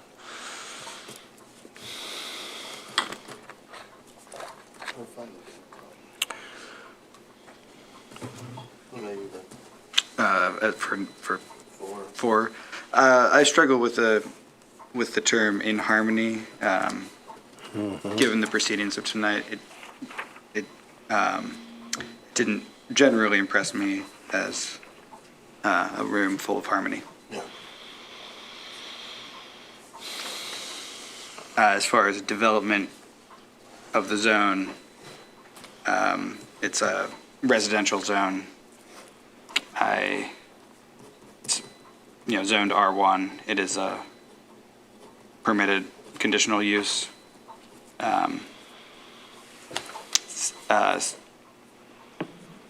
Seems like it might be in greater harmony where it's immediately abutting properties, long-term rentals, which are allowed in the zone, as opposed to owner-occupied.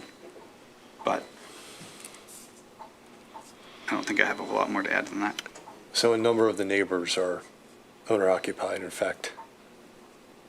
Both immediately adjacent. On each side, even I'm though not there's sure. an Airbnb, they're owner-occupied. The properties behind are 2 of the 3, I think, are owner-occupied.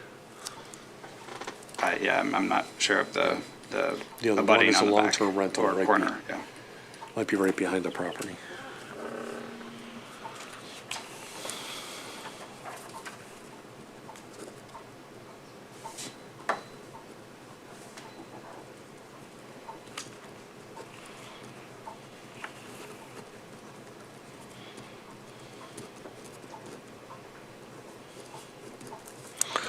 Okay, item 5. Pursuant to AC 270702A, will the conditional use result in significant negative impacts upon or conflict with the surrounding use? I think this is really more what we were just talking about to a certain extent. I feel like the last question is more about the development of the buildings and things like Joe was talking about. This is, I think, getting at the significant impact on the neighbors and their use of their properties and their property rights. Thoughts about this? Do you want to elaborate any more? No, I think you could put those arguments under here instead.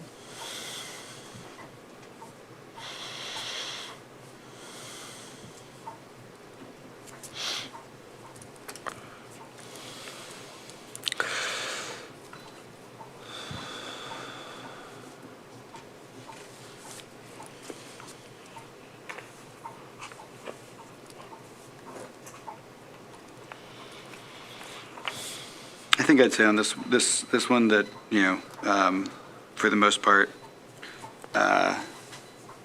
potential future significant impacts are generally a matter of conjecture. We've heard multiple conjectures from surrounding property owners that this will have a significant negative impact upon their use of their own property.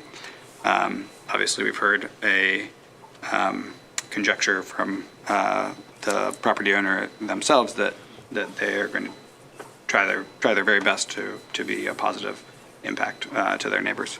Sure. So They love the community, they want to do right. They're saying the right things. A lot of it is, it's all speculation. Yep. Yeah, which was pointed out by the appellant pretty clearly. Yeah. So it's not necessarily facts. We No, need yeah. to be careful about how we make a decision based on speculation.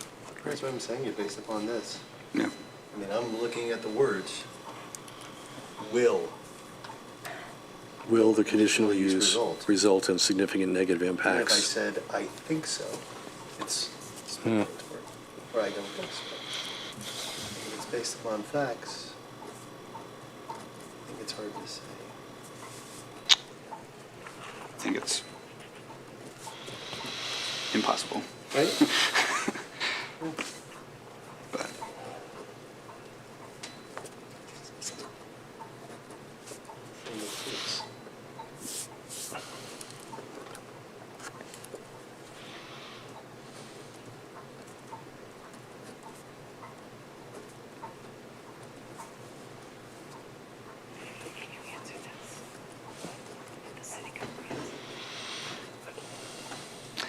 Lisa, I have a question on these two.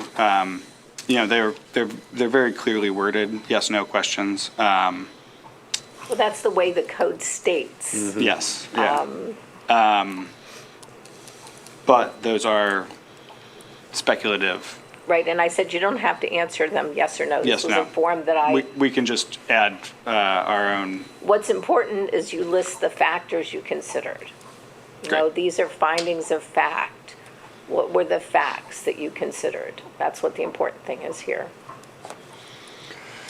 But harmony is very difficult to define as a fact. That's true. That's what So, and one thing, if we're looking forward to item 6, pursuant to ACC 230703E3B, will the conditional use be detrimental to the orderly development of adjacent properties? Sounds again to me like that's about building things, orderly development, and not so much about the community, unlike the last item 5 we were just talking about. Well, the conditional use here is the use of the property as a short-term rental by a non-resident owner.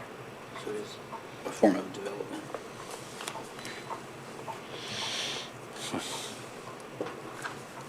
So again, There's an Could be. additional sentence on that actual code, just for the 3B, 270.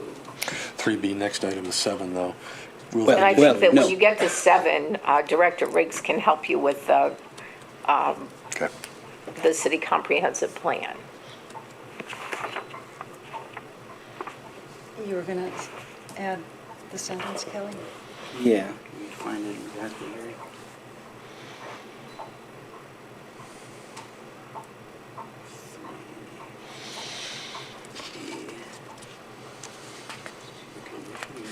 get a hotel in Athens tonight.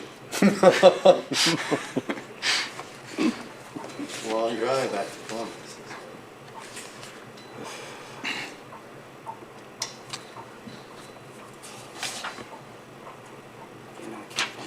I was just reading it. So will the conditional use be detrimental to the orderly development of adjacent properties? Do we have any facts that we can rely on for that? Again, there were some I mean, concerns. I think the property owner stated that they're, employing a groundskeeping, They're hoping to business. mitigate those factors. They have security cameras. They intend to install sound sensing as well as smoke sensors, and have a local property manager. I believe there's a typo in number 4 in the code. Section 30702 E3B. And that's the section where I was saying there is an additional sentence that continues to say, "It will not be detrimental to the orderly development of adjacent properties, nor inconsistent with the city comprehensive plan." Okay, that's the next item. Is there a typo in there? So the next There item is is under going to be about 4. the comprehensive plan. Oh. Item 7. Well, but on line 4 is where the typo is. It says Line- 230703. where is it? I'm in the actual code itself. It's 230702 E3B. 03. And was that number 6? It was number 4. Number 4. It's possible I have a typo in there. Yeah, it's just a typo. So it's 230702. Oh, yes, it is E3. 02. Oh, so Probably item If you 4 could fix is, that. item 4 is 230702? Yes. 2, correct. Okay. Good catch. Thank you. Okay, so about item 6 still, conditional use be detrimental to the orderly development of adjacent properties. We just talked about mitigating factors that the property owner was implementing, including cameras, a property manager local, sound detection, Landscaping. landscaping.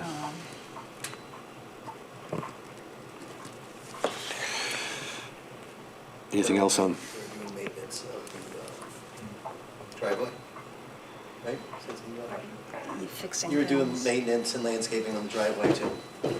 We power wash the driveway. That's something. Aesthetics, yeah. Yeah, that counts. The driveway's in good condition, the parking area's in good condition. It's not wrong.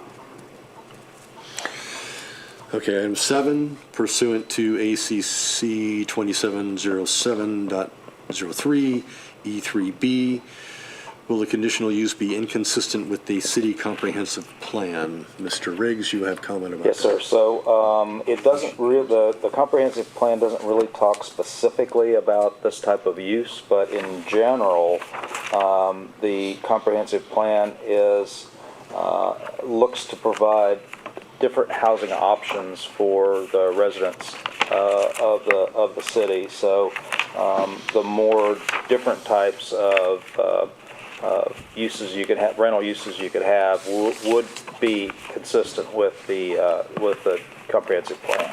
Like I said, nothing specific, but since they do want to talk about lots of different types of housing, this would be a type and would fit in there. You said this was in regard to residents of the city, though? No, this is the comprehensive plan. Sorry, Mr. Stauffer, we've closed comments from the floor. I'm stopping there, I'm sorry. So, and I looked at the comprehensive plan specifically beforehand too, to try and see if there was any mention of short-term rentals, and there's no mention at all. It talks about rentals, and it talks about some concerns about rental properties and the impacts on the city, but not specifically about short-term rentals and what the impacts might be, or whether or not they're desirable or not. It's mute on that subject altogether. Does it talk about housing stock? It does, and it talks about a lack of affordable housing, things like that. So that's sort of indirectly maybe appropriate here, but there's nothing directly stated in the comprehensive plan that refers to short-term rentals in any way. My only thinking was if you have, again, an absentee owner who doesn't live in the city, but has bought a house for people who come out of the city, from out of the city typically to be in the city short-term, there's not really a benefit happening. It's actually not helpful to the city because that house could have had a city person in it.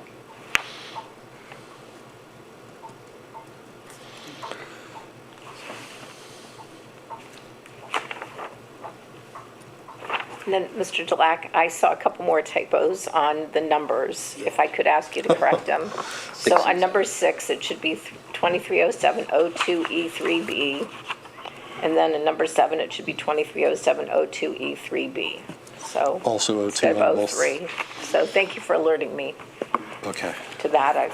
I was double checking. That was a typo with all those numbers in it.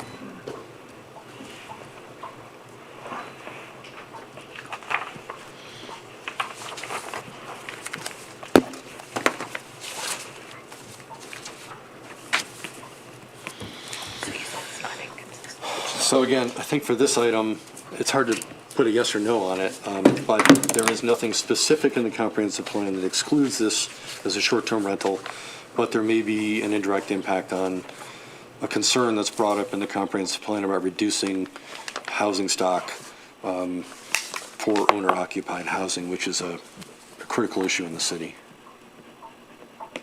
So the only other thing I ask is if you didn't use the yes or no, just put a strike through it. So Okay. there's no confusion.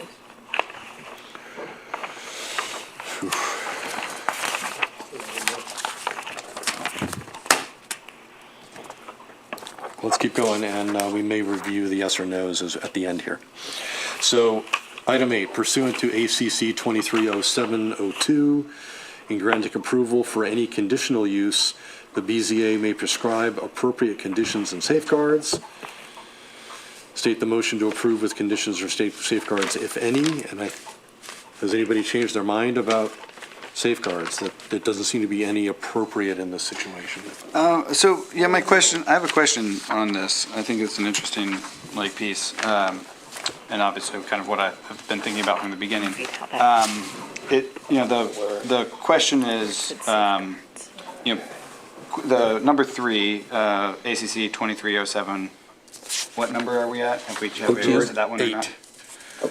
ACC 0802? No, 230702. 230702. Yeah, no, I am. That's what I'm talking about. But going back to question 3. Okay. Was it question 3 or question 2? Question 3, will the conditional use comply with all applicable city regulations? And this is mainly just a question for Lisa. Is it reasonable and within the kind of definition of this, safeguards and conditions in this title to request that the property owner provide documentation of their, continued compliance with all city regulations on an annual basis? So what you're saying is, could you condition it that they continue to provide Documentation. compliance? Documentation of their compliance. Documentation of compliance. I think that's always something the code office determines. We do that anyway. We verify compliance. If they started out, they had 4 parking spaces, and they lost 2 for some reason, we would, in our annual checks, that's one of the things we would check for. Yeah. Or when they would do their housing code Yeah. inspection Yeah. every year. Yeah. Yeah, I'm just wondering if that is an acceptable condition to request the as part of this conditional use permit, that we ask that the owner do that. Right, isn't 8 something that we can put on there? Well, again, though, we read, as it reads in here, in granting approval for any conditional use, the BZA may prescribe appropriate conditions and safeguards in conformance with this title. Right. So I guess in conformance with the title, that they have to comply with all city regulations. I guess that could be a condition in there But that they they do comply. already, right? They do it already, but I mean, it they says already comply with comply. the What if the I title. wanted to throw something on it and I said to Mrs. Williams, landlords lose property managers all the time. We lose staff on a consistent basis. I would like her to set something up with the code office, if there are if there have been, say, your property manager, your landscaper, or something like that is no longer in service with her, that she has to communicate with you. Not you come to her on the semi-annual basis, but that she has to be the proactive owner, to be the good neighbor to all these people that they are wanting. What's wrong with putting that safeguard on it? Well, it's not as prescribed in the code. I asked in this title, I asked Mr. Riggs if he requires for any rental permit that they have the name of a Property manager. property manager. So all we have to have is a contact information. They would have that. It doesn't have to be local. So that's not required in this title for that type of rental. I would have no problem giving that Yeah, information. I'm to you asking, guys. yeah, there you go. I'm asking her to do something above and beyond. Yeah, without waiving any of our rights and recognizing that it's not required by the code. Under settlement proposal number 408 for approval of the application, if it is approved, we will agree to that. All right. What did she say? Say it She to said me. that if it's approved, they would agree, without waiving any of their rights, which I certainly understand, but it was something we would negotiate as far as basically a settlement, and that they would agree, so. Okay. So do you want to state more specifically what you think that safeguards are? Yeah. Thanks. Yeah, I think that's, no. I'm happy to do it. What's I your just thought went about with where safeguards? you started. Yeah, no, go for it.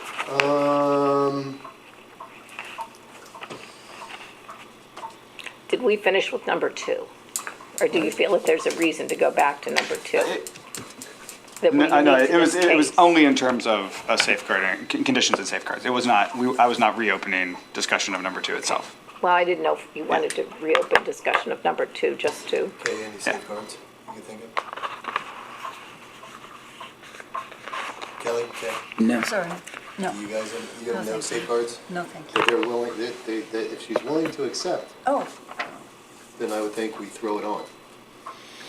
and that would be provided to the code office. sure. Correct. And that would specify that it's somebody Sure, I understand that. within this city, basically. Or So could a it be- local property So do manager? we have to define what local means? I mean, I is think that that, is the only, I think that is the only thing, as well as, you know, I would just think like the landscapers, all your, what in the business you would say is your merchants. Provide a list of the merchants to you, again, because she's not here. This is something that, if anything, and I would think you'd want this in play, just for the sake of your own business. but then it would be, if it changes, it would end up being a complaint-based item brought to the code office's attention. Well, I think what? So if the lawn's not mown, I don't think that's a separate piece of the code. right, that's why I'm. Them providing a list of their merchants, as Joe said, is would be their compliance, that they have those, you know, that they Well, are as long as providing they're- for their property then that way. I think as long as they're meeting all of the other city code, that's kind of a moot point, myself. Because if their lawn is mowed, why do we care who their lawnmower is? The mows, if the lawn's not mowed, Kelly, for 2 or 3 months, we have a specific person Well, that the is her, owner- that is her contact, that was supposed to have done it. And that is somebody the code can contact with, and she has broken the contract with them on their own. She's in violation. Well, she'd be in violation no matter what. I'm just And it's saying. bringing in an outside party that doesn't have any authority over that property technically. I mean, they're not going to be the one that are paying the fine. No, she's paying the fine. Right. She's paying the fine. So I don't think that that's a worthwhile item to add, personally. So how about just a property manager, a local property manager then? Not saying landscaping, not saying all merchants, like he's a cleaning company. on that list, no, I don't think we need that. The property manager seems to be the important point, maybe. If we want to safeguard, that seems to be the one, that there's a local property manager. We could define local as in county, maybe? Yeah, Since they have family outside the city but in the county. yeah. Could be that. Go that route. Yeah, I think this is, my original thought was that it really does come back to the, the fact that what the city and the neighbors have kind of like agreed to is that the regulations of this city are what we care about. And that's kind of what Kelly's saying, which is that like, if the grass is mowed, who cares who mows it? That's the regulation. That's the what we want to say. And so I think my question is like, is there a reasonable, without putting too much, kind of weight on the property owner to verify that as opposed to putting the work on the city and the code office and the enforcement to enforce those regulations, ask that they document that they're compliant with it, so as to like preemptively safeguard. It seems onerous to me. I think keeping a contact for a local property manager is what I'm thinking of as a compromise on that. Sure. That way, code office, if there are issues, has somebody local to approach that they have on file then. And if that changes, it's the responsibility of the appellant to make sure that information is kept current with the code office. That's a step in the right direction. Is that the right kind of thing? I think that sounds reasonable to me. I think if we start getting into where you're talking, it's too much detail, too onerous, too That's much to fine. put on the property owner. What about, so if this is an Airbnb, and most of the problems that would potentially would be on-off hours, when the weekend and at night. What about the, I don't know, the police department, the fire department having the property manager's information as well? We could do And that. it's a very minor thing I'm saying as well, like, in case there is an emergency, in case of some type of situation, that would be appropriate. That sort of information is already provided. Yeah, but I'm just saying, To police something and that fire. she is saying, trying to do this in, say, negotiate in good faith, so to speak. That she wants to make sure that if there is ever an issue, that city officials have this person at their disposal 24 hours a day. Yeah, isn't that what Rob's suggesting? I think that's what I'm All right, suggesting. let's do that. Yeah, I think that's fine. Okay. And Ms. Eliason, just for purposes of the record, I note that council members said, or board members said negotiate. These are not things that are required by the code or contemplated by the code. And so while my client is willing to do these things for approval of the application, it is a settlement of this matter and not any waiver of our rights to challenge the decision of the board, should it be denied. I understand.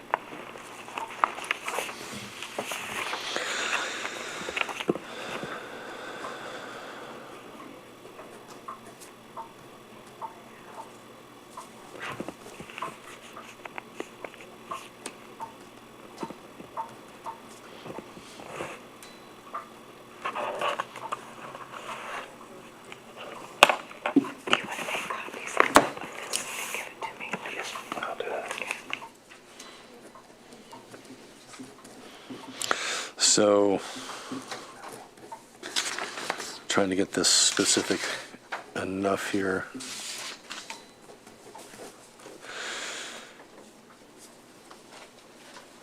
So the property owner will maintain a current local property manager contact information with the code office.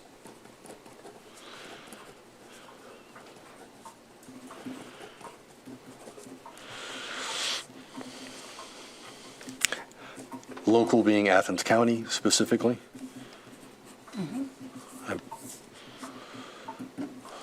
And if management changes,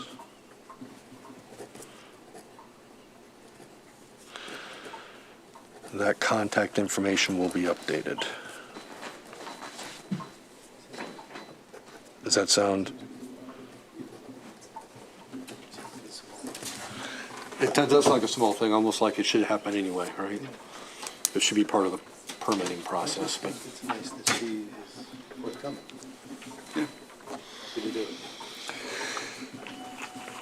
Okay, anything else as far as safeguards? Is that what we got? And perhaps you want to put in there just by agreement of the parties. So,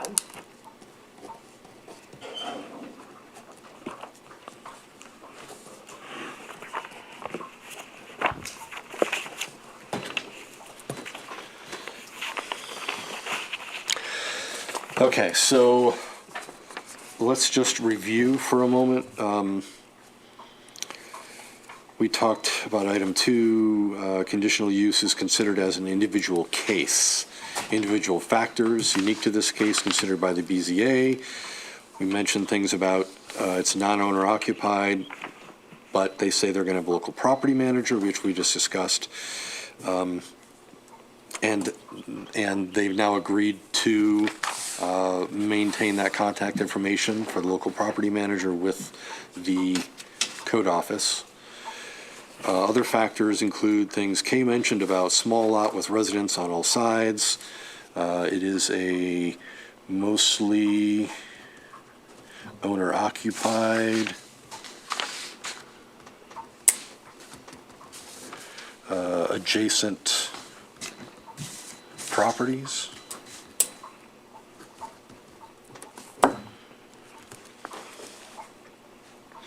Any other individual factors that? It's 4-bedroom and only 3 adults with their kids are allowed.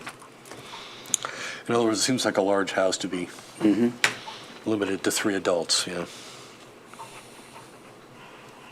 How would that impact our decision? Is it really up to us to decide how many people they can have based on how big the house is? I don't think it necessarily impacts our decision, but we did consider it. Right. Okay, but we Okay. have to say how we consider it, how it affects our decision. I think it only asks us to list what we consider. Well, it means compliance could be a question here. Making sure they're complying. The city does have ways to keep an eye on that. The property owner said she wants to abide by that, and we'll try and do that. If it turns out that it's being rented to more people, the city has ways to either find out from neighbors or more likely has a system that they are getting reports from about that, right? So, Mr. Riggs, we talked about this at the last. See quick fix? Yeah. Well, that's a local reporting issue, but is there a contract with a company that monitors Airbnb and other?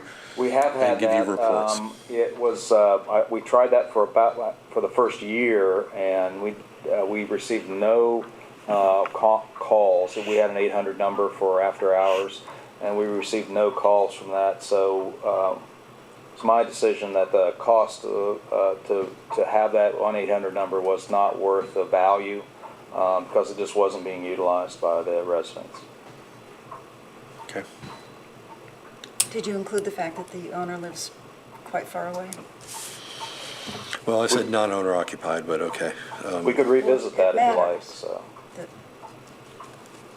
they live an hour and a half away. Yeah. It's like $8,000.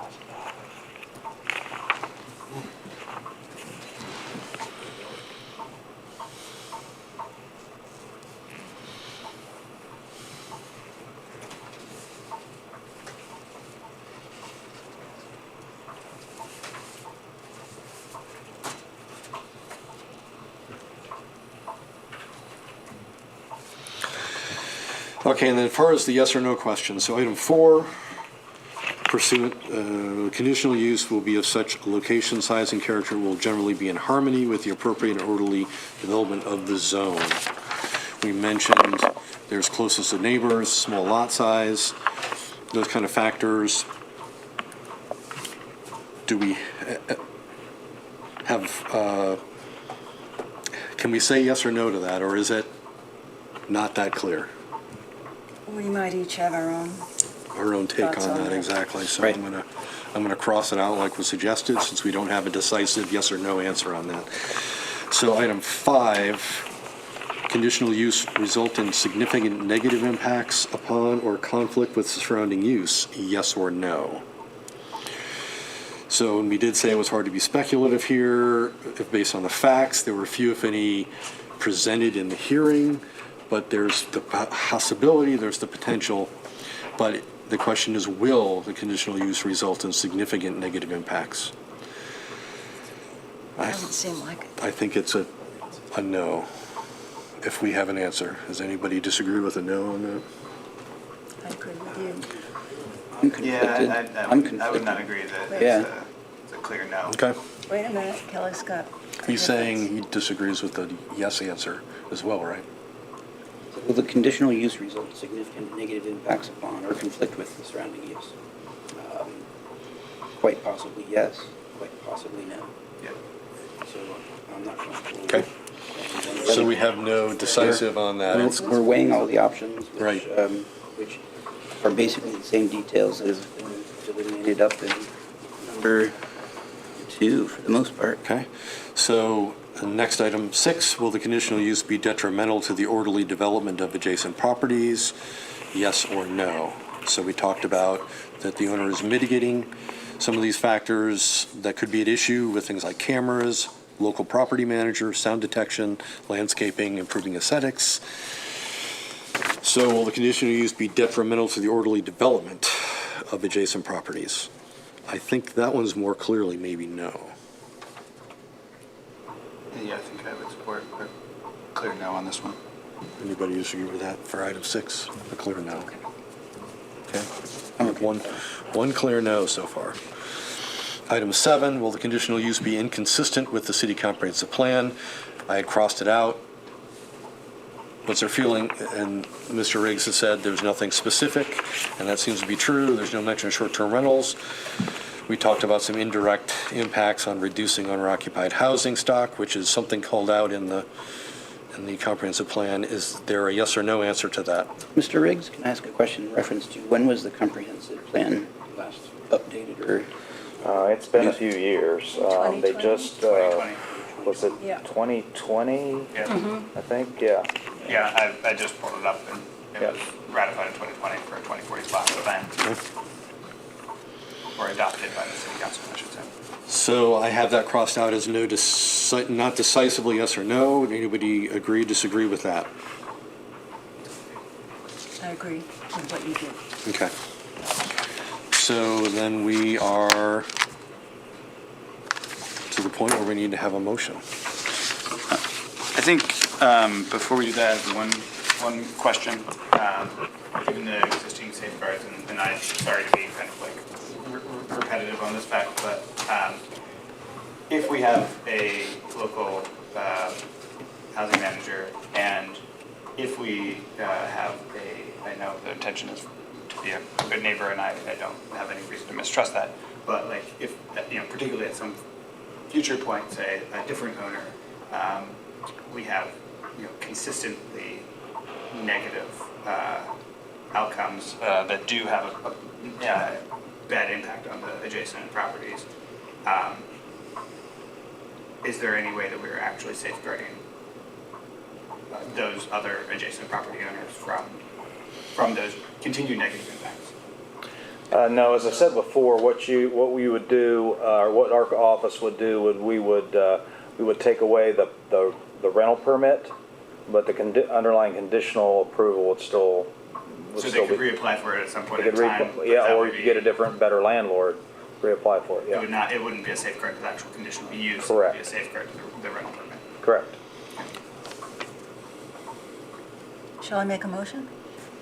Sure, if this helps. You've been doing this for a while. But although we need condition, we need the Oh, yeah, I'll throw it in. safeguard. So, but go ahead. I think I know what to You got it. say. Okay. I move to grant a conditional use permit to the property at 269 East State Street in accordance with ACC 230401C3 to allow a non-owner occupied short-term rental in an R1 zone, provided that the property owner will one. Retain an Athens County property manager info with the code office by agreement of the parties. Is that what I was supposed to add? That sounds good. I think I would insert by agreement of the parties, they'll retain the Athens County property manager. I put agreement of the parties earlier in Before? that. Yeah. That's fine. And then read it once more, just to make sure. Okay, can you try that? And say it again? Try reading it again with that Re- earlier. Rephrasing the condition. Okay, I'll try. Let's see. I move to approve a conditional use permit to the property at 269 East State Street in accordance with ACC 230401C3 to allow a non-owner occupied short-term rental in an R1 zone by agreement. And by agreement. And by agreement of the parties to retain an Athens County property manager information with the code office. You good? Are you second? No, Second. I got a second from Mr. Kraus. Joe second. Okay, we have a motion Sorry. and a second. Any discussion before we take a vote? No. Okay. So those in favor of the motion, raise your right hand.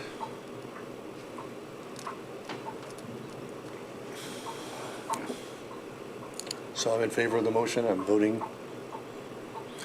Those opposed to the motion, raise your right hand.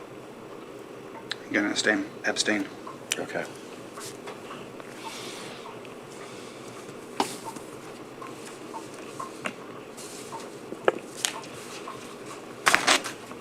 Does Ben need to say why he abstains?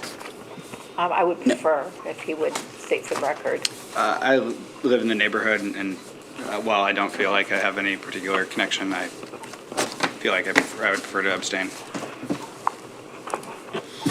Okay, so the motion fails 3-1 with one abstention. Ms. Elias, for purposes of appeal, we would ask that the board state the specific reasons why they have voted no on the motion. I don't know that that's a factor that we're to consider. She wants us to state why we I said think we've no, if we stated said no. We stated all of the specifically what's required by the code. discussed. I believe under the Ohio law with respect to zoning appeals, there needs to be specific findings of fact and conclusions of law supporting the board's decision. And so with respect to the no vote, we need to know what the decision was grounded in so that we can appeal it. I think that they've already basically set forth the factors in here. Their findings of Yes. fact are in here under each section of the law. Well, they didn't circle yes or no, they crossed those out. So we don't know whether those factors are met or not. I think the factors they considered are there. I don't think that that's ever been past practice here, is to go through and poll. Would be no different, since this is a quasi-judicial proceeding, and you wouldn't go through and ask a juror why they voted a certain way. We would request pursuant to 2506 that the BZA issue written findings of fact and conclusions of law. Okay, they have their That's findings what of this fact. document will be, needs to be worked a little bit, probably rewritten slightly. Along with their conclusions of law. We would also move to submit the PowerPoint presentation that was presented tonight into evidence. We'll allow that. Okay. Other business? The minutes? Yes. Yep. Disposition of minutes from July 11th, 2023. I move to approve the minutes as written. I'll second it. Seconded. I think Motion Joe- and second to approve the minutes from July 11th, 2023. Were we all in attendance? I was not.